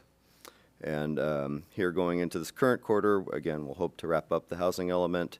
We're looking to kick off sort of the next implementation program under the housing element, which is to pursue a number of updates to our zoning code as it relates to special needs housing and supportive housing. So this is some of the different allowances for different types of sheltering options for homelessness. I think there's one in there for reasonable accommodation, which is making accommodations to building or zoning codes for disabled persons. There's some various parts of our zoning code that are out of date, and so we need to do sort of a focused update to a handful of these sections. So that'll be something that we'll be hoping to get started on here this quarter, and that'll carry over, I'm sure, into next quarter as well. And then again, release of the entire public draft of the general plan update and kicking off the environmental review on that. Under housing, which is closely related to advanced planning, but believe it or not is its own program, we're looking to continue to protect and promote affordable housing and special needs housing. And some of the actions here are on track. Some of them we haven't yet started. So again, I think I mentioned this earlier, but we're continuing to get all of our parts in place for the expansion of the safe parking program. We're also able to update the city's public camping regulations, and we've continued to engage in these and participate in these different kind of housing workshops and housing meetings to understand what our neighboring jurisdictions are doing to pursue affordable housing and seeing what we can perhaps mimic here. Going forward, some of the next steps include finalizing that extension of the safe parking program, and then also we want to engage in some more outreach for our rental housing mediation program. So far, numbers, utilization from the community is on par with what we saw last year. That being said, right, this is an important service that's available to everybody in Carpinteria, and we want to make sure folks know about it. So we want to ramp up the outreach, and we've got some ideas of how to do that we want to take on here going forward. Under the development review and building program, one of our big focuses is looking for ways to improve our building permit process. So this quarter we really focused on kind of unplanned, right, but needing to ramp up our reliance on consultant support, recruiting for our new chief building inspector and plans examiner, launching solar app, and again that permit platform research. Next steps would be to complete hiring, which we've since done for our building inspector, and finalizing permit software. We've also, under this program, wanted to continue to make improvements to our business licensing process, and this one has been delayed. Really, we're continuing to try to work through a backlog, and this is challenged by the high volume of applications that are coming in some cases faster than we can get them back out the door, and then also just some ongoing workflow challenges that we're seeing within how the process works now, which is sort of a joint effort between city staff and a third-party consultant that we use, and there's, seems to be an ongoing pattern of communication breakdowns that we need to get to the root of and figure out how to resolve. And so some of our strategies for this is to make some improvements to the applications themselves and provide some other resources on our city website, like an applicant's guide or a checklist that can maybe help get people started down the right path from the get-go. We've also been talking about establishing something of like a regular city staff working group that can look at some of these applications that continue to stay on the backlog and, figure out what needs to be done to wrap these ones up and move them forward. And then the final piece of this would be getting back together with our third-party consultant to make some changes and improvements to the workflow process going forward. We also had some very specific goals in mind for our building and safety division in terms of some additional professional certifications that we were hoping to pursue. And obviously those have been delayed with that position being vacant. And so now that we have a new inspector in the position, we will be taking another look at these goals and perhaps reevaluating them and setting up a new timeline for what makes sense for our new inspector and figuring out how to move forward there. In terms of code compliance, generally we're making progress here.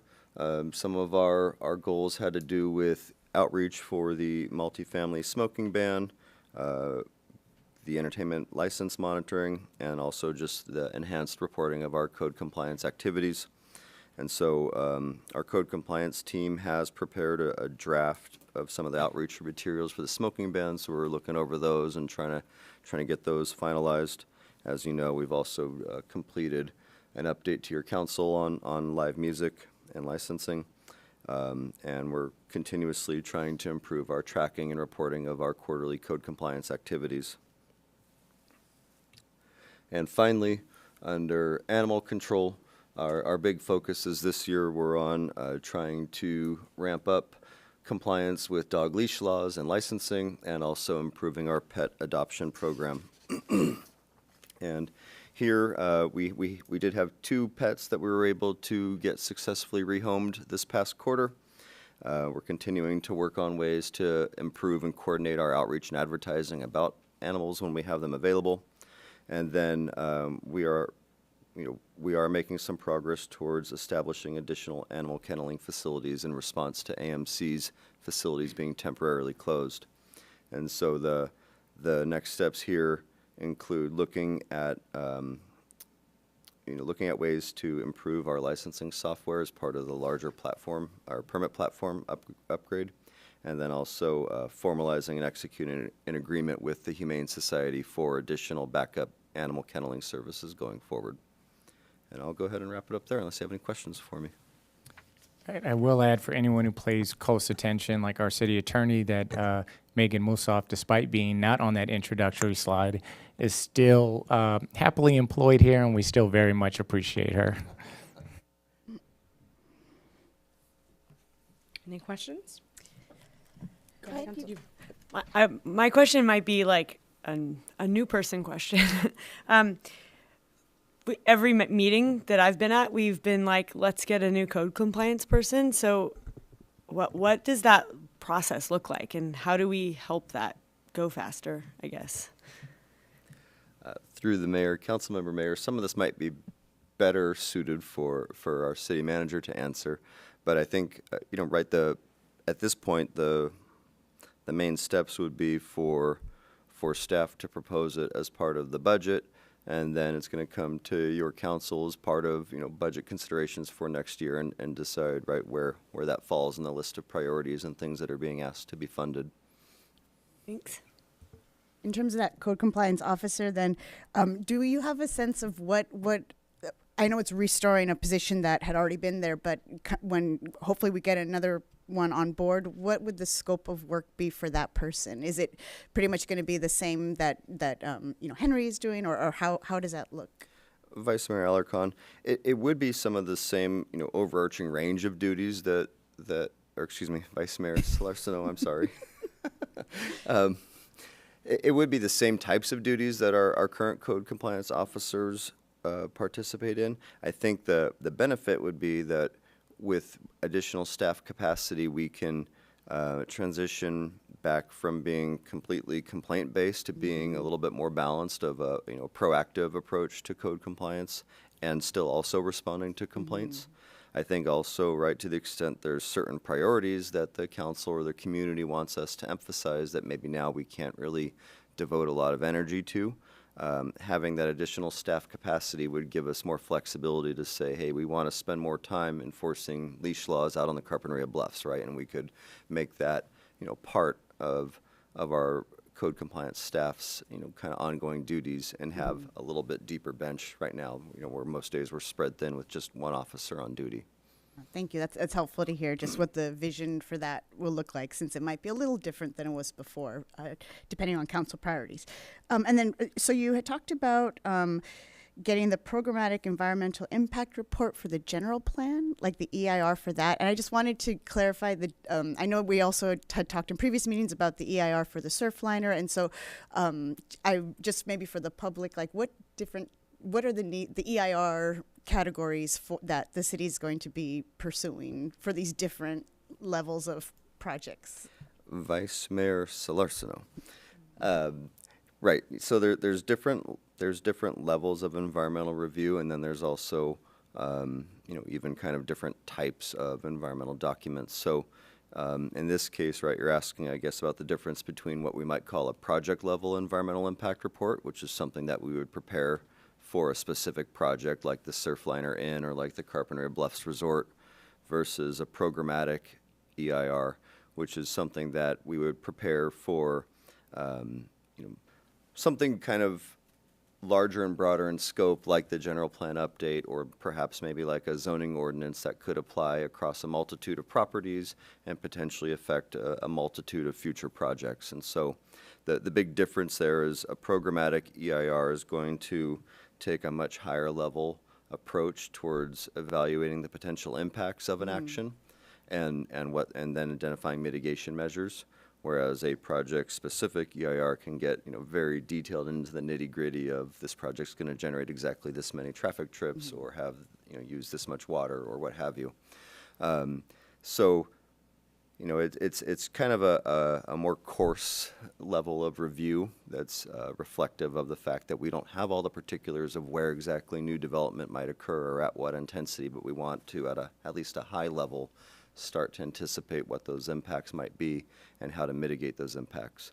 And then the benefit is going forward, future specific projects could potentially tier off of that, right? So they could rely on some of the analysis done at that programmatic level, and that would streamline the amount of work they need to do at the project specific level to evaluate their potential impacts to the environment.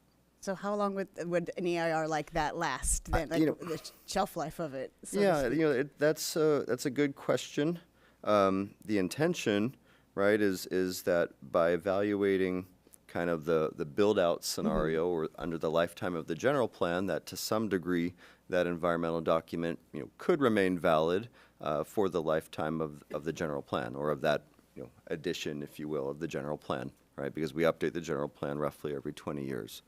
And so you saw this a little bit when we tackled the housing element rezones, where we prepared what was called an addendum to the previous environmental impact report, where we mostly still relied on the same analysis that was done back in 2000 for the last cycle of the general plan, and then just provided some additional analysis and supporting material where needed to reflect the changes that we were looking at through the housing element rezones. So there's no hard and fast rule to it. It's really just, I think comes down to, does the analysis that's included in that programmatic EIR still accurately reflect the conditions on the ground, right? If there had been some really wild, significant change since that time, then it might make it harder to say that old programmatic EIR is still valid.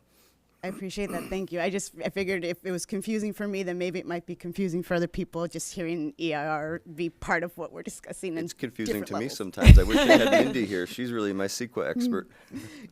Cool. Thank you very much. I appreciate that. And then Vice Mayor Solorzano through the mayor, I think just to add on to that too, I think another piece of it is for each project we do what's called an initial study, and that initial study then helps us determine what level of environmental review we need to do, should do, is recommended, and there's often a little bit of discretion in there, but it does provide a guide of where to go from there. So there's a lot of different steps and a lot of different iterations.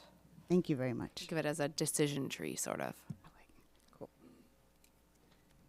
Any other questions? Nope. Okay. Thank you.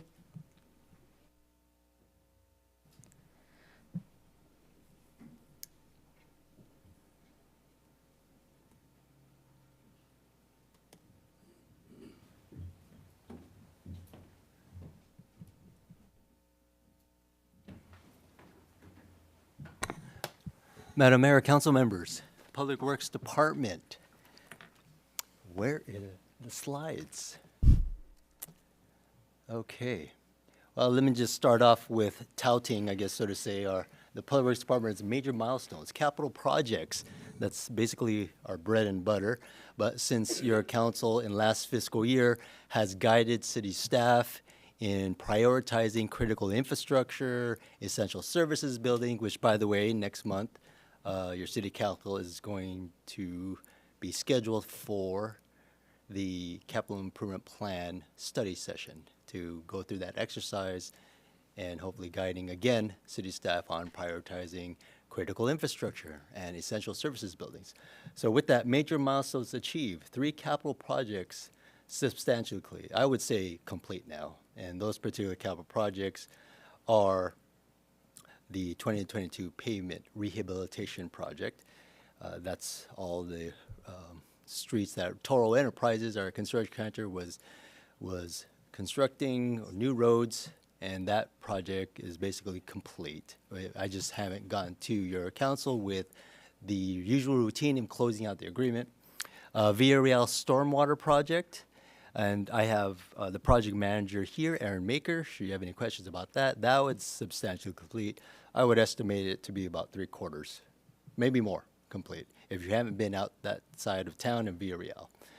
The other project is the former Veneco oil pipeline project, though not particularly a city project. It was mandated for us to do. Nonetheless, it's still a capital project that's complete. 10 capital projects are in design. So the guidance that your city council provided to us in the study session, all capital projects are being worked on, unlike other past fiscal years where we only had 2 or 3, and it's different reasons. Capacity definitely was it, and city staff, to no fault to the council, we just had projects in there that we just couldn't get to. The other major milestone is a complete compliance of Senate Bill 1383 regulations by commercial accounts or commercial customers. And I'll hand that over to Aaron on a little bit more about our solid waste program. Though I tout about our milestones, we do have significant challenges. And over in the slide here, I've listed those challenges: shortage of qualified transit drivers, not necessarily city staff drivers, but we're talking about the upcoming wave when it comes. That's the microtransit system that's going to be taking place of the Seaside Shuttle. However, city staff has been in communication with Santa Barbara Metropolitan Transit District, and I believe the general manager is going to update the city council personally on the status of that, the wave. Other significant challenges: State Water Resources Control Board, the state of California, State Water Resources Control Board has requirements that are being put on not just the city, but all local agencies. And again, Aaron Maker is here, who is our subject matter expert on stormwater quality. In terms of completion of projects, not necessarily capital projects, but you will also have internal tasks and assignments through service requests. We're still limited in that capacity. on that. So, going on to financial summary, like City Manager Michael Ramirez mentioned, major expenditures are in your capital projects. I mentioned about the 2022 pavement rehabilitation project. That project is pretty much done. In the second quarter, about almost $4.1 million has been spent, and that's budgeted. That's just I wanted to show you that that is a particular large dollar amount that has been spent on a pavement project. VRL Stormwater project to date, or actually from last quarter, we're looking at $1,144,760 of progress payment. So these particular dollar amounts are actually progress payments for our capital projects. In terms of budget deviation, not a capital project, but we also had to make street sweeper repairs. If you recall, I would say we've temporarily foregone the purchase of an electric street sweeper. We bought ourselves a street sweeper nonetheless to keep that essential service going on. However, it was a pre-owned vehicle or pre-owned piece of equipment, and the street sweeper repair cost the city $43,000. Now, however, I'd like to say that street sweeper is basically in new condition. It wasn't an overhaul, but it just had a lot of wear and tear parts that were repaired. So we basically got a new street sweeper, but it doesn't mean that we're not going to pursue electric street sweeper when that technology comes around or actually improves. We're going to look into surplusing the street sweeper and trying to go get an electric street sweeper, and of course taking advantage of any incentives with that. No major financial challenges in this last quarter. I'm going to turn this over to Erin Maker as a co-presenter. She's very passionate about parts of our programs, especially the solid waste program. And right now, this is just a community engagement outreach showcasing what Public Works Department has implemented, especially during the Avocado Festival, at your council meetings, outreach events like the community garden, and that includes public workshops for our capital projects, and continue to try to do business community outreach. I mentioned about the SB 1383. That's an example of business community outreach, try to get commercial customers in compliance with solid waste laws. Let's see. With that, I'm going to turn over this presentation over to Erin Maker. Good evening. I think there's some, there we go. So under the solid waste program, as John mentioned, under community engagement, we have two programs that we're working on right now, the implementation and education of both Senate Bill 1383, which is it's called the Mandatory Commercial Organics Waste Diversion Requirements, commonly referred to as MORE. I know that doesn't really help you guys. So we're doing outreach for that. We're also doing outreach for the implementation of the single-use plastics ordinance, which was updated last year. That outreach started last January, when we updated that ordinance with, if you remember, our Civic Spark fellow, Lindsay Erdman. She started that. We went out to all businesses that have to be in compliance with that single-use plastics ordinance up through July, and then we're doing a second round of that now with our environmental programs specialist, Delaney Millar. So she's doing a second round of that. All businesses will then have 60 days from the date of that second visit. One of the things that we really want to make sure we do with the business community is give them time to comply with these things. So, there's a lot of challenges to implementing both of these regulations. Some of it is maybe there's not the material available. Maybe they had a stockpile of materials. Restaurants have a really high turnover rate, so that's a challenge in and of itself. And just reminding all of those businesses what the regulations are. We've created a lot of outreach materials. We actually have a lot of free consumables for businesses to help them with that transition. Some of those consumables include signs that they can put up to remind customers that one of the pieces of our single-use plastic ordinance is receiving the silverware or plasticware utensils only upon request. And a lot of businesses, if you've ever ordered from anywhere, they often just throw it right in the bag. We created signs for all of the businesses that they can post and reference the state law and local law. So these are things to assist businesses with that sort of compliance. The next steps are to continue doing the community outreach events to increase solid waste diversion. Coming soon, we will be doing a Fix-It Fair. We have several cleanups scheduled. We have a lot of fun events coming for March and April and into May this year. Also, we've been coordinating with general government on the fee increase for solid waste program funding. Last week, you all received the memo updating you on the solid waste fee increase, commonly referred to as AB 939. It's referred to as that because the legislation that allows us to charge those fees came out of the California Integrated Waste Management Act, Assembly Bill 939. So if we refer to it as AB 939, that's why. And then for capital improvement projects, just to expand on what John said, again, these align with council priorities. The Villarreal Stormwater Project, which is that photo right there.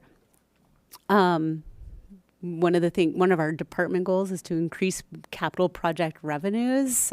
So we were able to do that with the Villarreal Stormwater Project through going back to our granting agencies and asking for additional funding.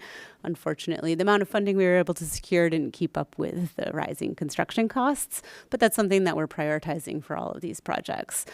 So one of the things that staff has done is increased the overall departmental knowledge on various grants that are available and continuing seeking those. Thank you, Erin. I couldn't articulate the solid waste program better than she can. That's why she's co-presenting with me. And with that, concludes the presentation of the Public Works Department. Questions? This is a question, it's based on something that was in the staff report, but not the presentation. In the staff report, you reiterated something you've mentioned before about the city with grant opportunities basically not kind of being at a disadvantage in a way because we don't qualify as a disadvantaged community when it comes to some of these types of grants that the city is going for. Can you talk a little bit more about that again? And then just, are there other categories where maybe we are stronger even if we're not able to be competitive for those types of grants? Vice Mayor, and through the Mayor, I believe you're referring to the capital improvements page in the staff report where it has the departmental strategic goals and status. So yes, the challenges for our capital projects in terms of grant applications is the criteria or the heavily weighted criteria on disadvantaged communities. Collectively or as a whole, this Carpinteria community is not in the category as a disadvantaged community. That is not a definition of city staff. It's basically the definition of the state of California of how the communities throughout the state are identified by them. And you could find that data actually through the Cal Enviro website.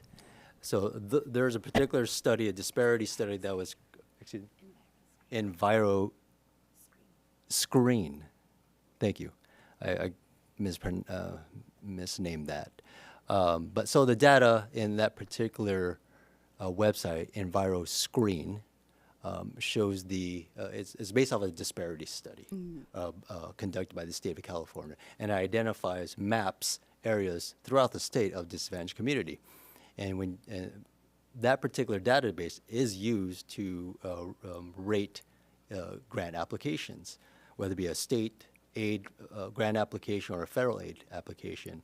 So You're right, Vice Mayor, the grant applications that we do submit for, that is a challenge for us because we basically hit the ceiling in terms of points, because though all our projects, all our applications demonstrate a technical merit. In other words, we're demonstrating we need accessibility because facilities, pedestrian facilities are not meeting Americans with Disabilities Act. They get that. Roads, they get the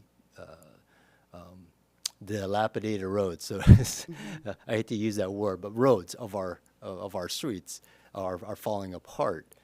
Bridges that are old. So we do meet the technical merit of the criteria. But when it comes to a criteria of disadvantaged community where it's weighted high, that's where the city is challenged.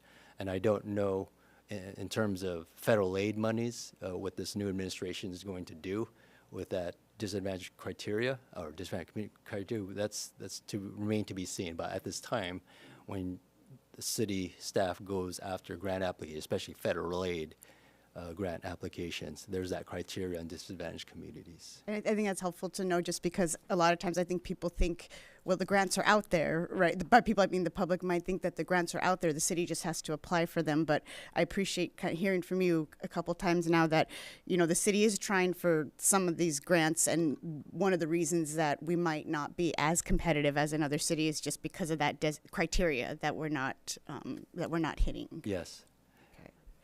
And if I can add on to that response, so yeah, I've heard the same thing too. There's other grants out there, and so when we met with your council during the last study session, you know, some of the direction was to go after those grants where it was 70% or up in terms of the coverage, and those are the ones that include that criteria.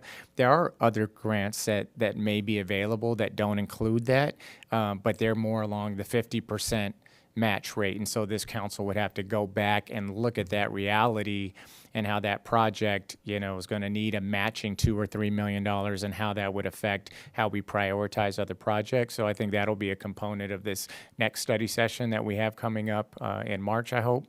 And it will just have to be part of the city strategy and how it approaches those things. So for people who may say those are out there, they are, but they would, you know, take a significant amount of our discretionary funds to match. Thank you. And then my other question is actually maybe more for city manager. This is related to what John had said about the MTD general manager wanting to address council about just MTD related issues like microtransit. Do we know about whenabouts that would happen?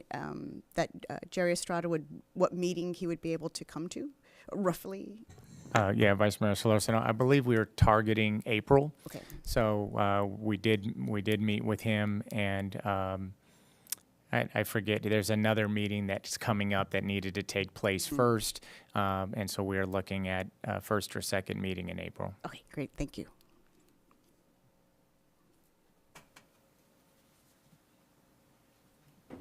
Okay, thank you. No other questions from the council? We'll hear from Parks, Recreation, and Community Services Department.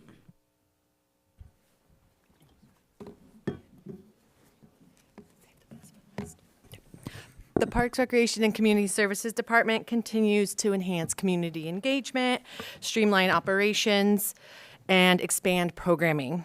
This quarter, key accomplishments included launching new Age Well initiatives, hosting the first Age Well Community Forum, and continuing to improve accessibility to our barbecue, picnic, and Veterans Hall rentals through Rec Desk and added staffing.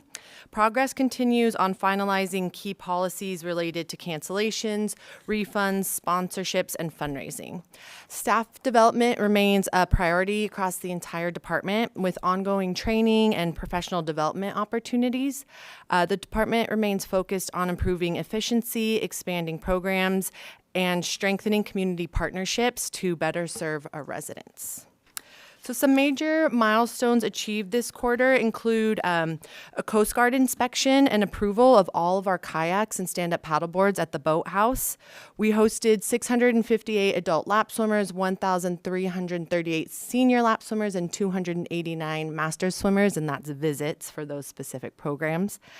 We hosted the Age Well Community Forum meeting, launched a monthly Age Well Wise column in the Coastal View News, organized a veteran storytelling hour event, which was just really amazing. Started a weekly Loteria program for our Spanish-speaking seniors, and we had 1,938 library program participants. And again, this was just for quarter 2. Also, the library hosted, in partnership with CCP, a Know Your Rights Forum, which I'll speak a little bit about more later. Next quarter, we are hoping to be fully staffed, fingers crossed, and we'll work on finalizing our policies and procedures staff handbook, and hopefully we'll have a draft sponsorship, donation, and policy ready for review. The library will also announce its One Community, One Book title, and we will be beginning recruitment for our new city librarian here soon, so in quarter 3. Our budget continues to be on track, so I have no major expenditures to report, changes, or concerns for quarter 2. So as you all know, the team has been very busy with community outreach, engagement, and activities. It's really what we do, including, but not limited to, everything you see here, which is participating in the AVO Festival. We had a booth at the Girls Inc. Trunk or Treat event, hosted the Age Well Community Forum meeting. We have a monthly book review in the CVN and a quarterly column from the library. Again, partnered with CCP and hosted the first Know Your Rights Forum. We hosted Aliso Elementary second graders at the library. Librarians spoke at a Head Start parent meeting and attended a Canalino parent meeting. We participated in the Carpinteria Children's Project Health Fair, held monthly library advisory commission meetings, ad hoc Harbor Seal meetings, and Carpinteria Open Space Management Advisory Body Committee meetings. Our librarian also participates in bi-monthly Black Gold meetings and participates in monthly Friends of the Library meetings. Additionally, the team has received just tremendously positive feedback and responses from many of our programs, specifically the Know Your Rights Forum that was hosted by the library and CCP, and as well as we've gotten really good feedback from our first Age Well Community Forum. In response to that feedback, library staff have already been hard at work to provide additional outreach events and information for immigrants in the community, which Jody spoke to you all about earlier this morning. And her and Eric are really working hard to make sure they can get and have as much information on hand to help anyone who may have questions of them. And Age Well just jumped right on many of the suggestions that were provided to them in that community forum. One example that just happened right away was that monthly column in the CVN. So the department successfully migrated the barbecue and picnic rentals to our online platform RecDesk last quarter, and we finished transferring the Veterans Hall rentals to RecDesk this quarter. The department is actively pursuing administrative efficiencies and improvements, including the integration of our sports field rentals and special event rentals into RecDesk. The department's also working to establish a comprehensive department-wide policies and procedures manual to streamline all operations. And a big thanks to Claire Hobaika, who's our recreation leader, who's leading the charge on continuing to transfer everything to our online platform, as well as providing in-person customer service in both English and Spanish to anyone who comes into City Hall. So she's been a major asset to the team. I'm very grateful for her and her help. Age Well just continues to create and expand programming to meet their goal of enhancing the quality of life for seniors in the community. So over the last quarter, the Age Well team has attended a nonprofit collaborative council meeting, held a first planning meeting with Cottage Hospital Trauma Services for a fall prevention course, hosted the Veteran Storytelling Hour event, which I mentioned, met with New Beginnings Clinical Director to talk about veterans' mental health services, started the weekly Spanish Pearl group with FSA, host bi-weekly Compassion Club lectures, hosted a Legal Aid Foundation presentation, and this is all in addition to their ongoing programming that they have day in and day out.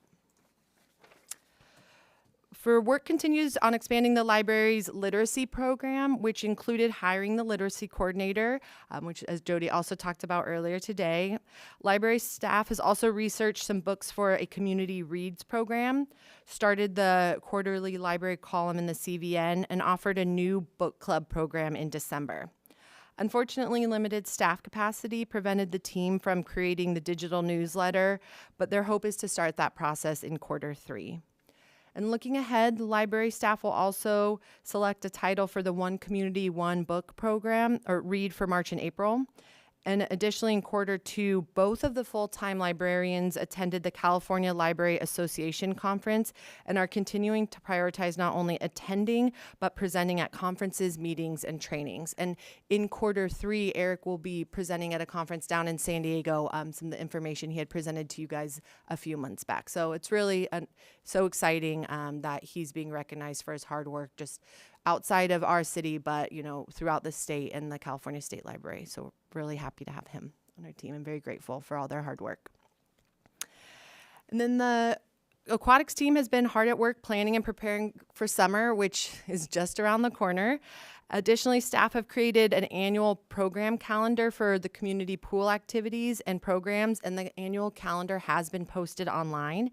And it, of course, will undergo updates as programming changes and additions occur. But it's nice that we now have a look ahead for people who want to plan accordingly for when registration's going to open, when junior guards will be starting. So we're really proud of that. Work continues on the creation of a staff policy and procedures handbook for aquatics team as well as the department as a whole.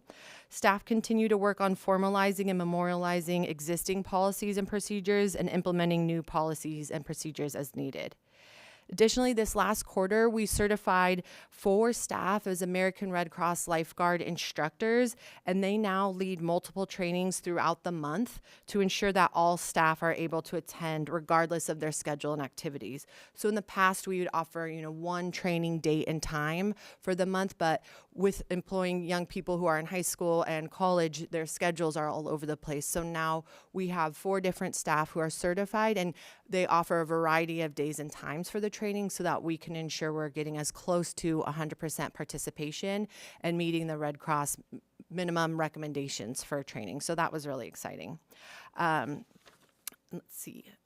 So a huge thanks to Kaylin and John for continuing to run the pool operations, and Amnetis, Nico, and Lexi for providing that ongoing staff training that I was just talking about. And Lexi for all of her hard work inventorying and ordering supplies for the beach, the boathouse, and the junior lifeguard program.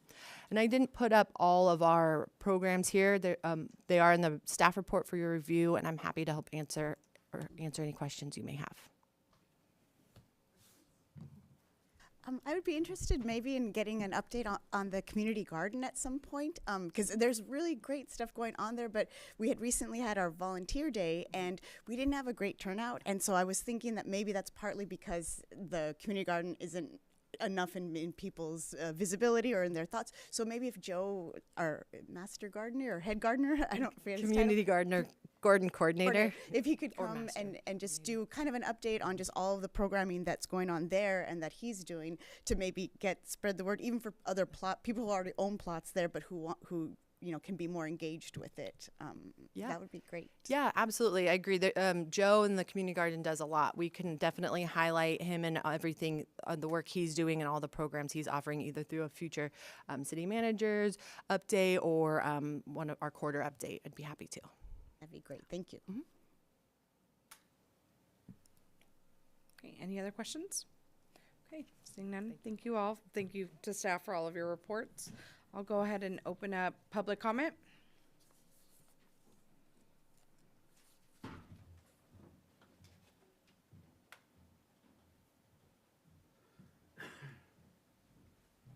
Thank you. Rogelio Delgado.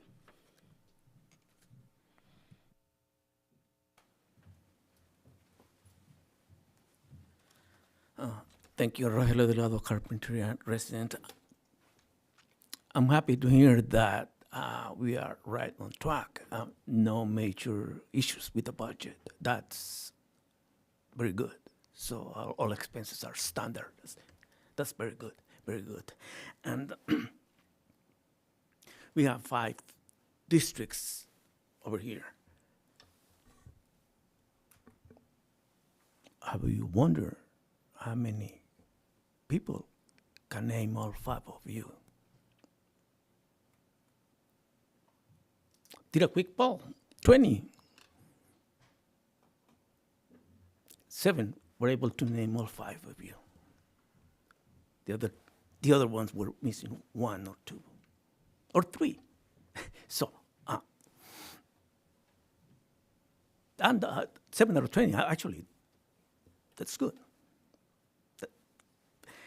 How can that be improved? Okay. Monica, very good. Your meeting at Sandpiper 2-3 weeks ago, very good. That, Mr. Nomura, some people of your district, 4, were surprised that you were that when I told them that you were completely bilingual. I was surprised too. Believe me, couldn't believe it. I told Mr. Nomura, I thought you would speak a few words here and there, but no. Oh my God, better than me. So.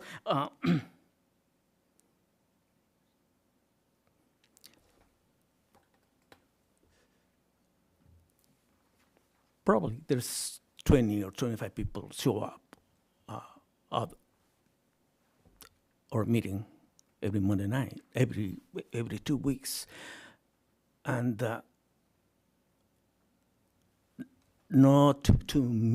actually, the Zoom cannot support more than a few hundred viewers.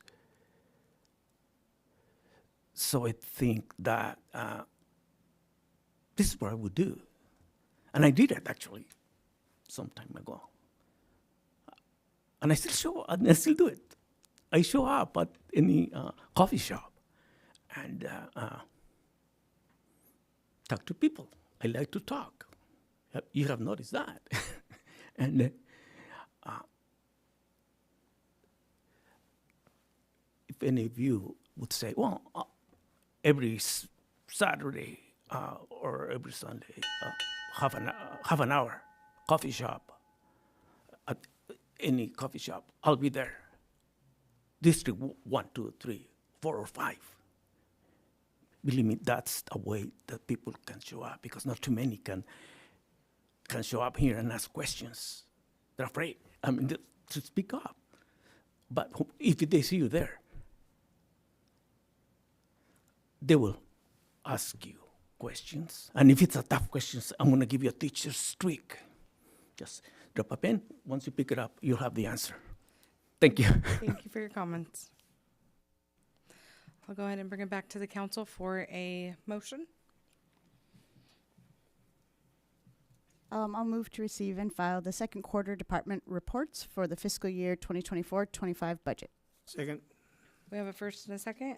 All those in favor? Aye. We will go ahead and move on to the legislative update. Mayor Alarcon, no legislative updates this evening. We'll be getting to them soon. And just a reminder that I believe it's the next week on Tuesday, we have a special meeting to go over all of the newly enacted housing bills that became effective on January 1st. Great. Regular time. Committees, reports, inquiries, and other matters presented by council members. Yes. I do have Councilmember. one quick request. This was actually quite a few years ago. I'm sure Al remembers this one. We talked about having emergency access in and out of the beach neighborhood. That was a possibility to actually take a look at Ash and Holly to see if we could have emergency ingress and egress in case of an extreme emergency. We kind of shelved that one. We looked at it for a while. Looked at building and developing an underpass at that one point, but that was going to be cost prohibitive. But I'm bringing this up because currently, we're looking at potential high tides that may affect the that neighborhood specific, and there's only one way in and out of there. So, again, just something that we may want to look at under emergency services. I'll have a report from MTD. So MTD held a community meeting last Wednesday at the library to discuss the proposed fare increase. It was, unfortunately, was one of the rainier nights, so there was not a great public turnout. There were maybe about 4 people who came, but the whole MTD crew was there, so that was good to see them out in Carp. And then, let's see, they're going to be a special board meeting tomorrow for MTD because they're going to be holding a closed session on real property negotiations for one of the properties that they're in partnership with. And that's the only report I have. It's just MTD related. Great, thank you. Any other? Okay. So with that, we will go ahead and adjourn. Oh, attendance of council members for future meetings? Yes. Yes. Okay, perfect. So we'll go ahead and adjourn the meeting at 9:27. Thank you.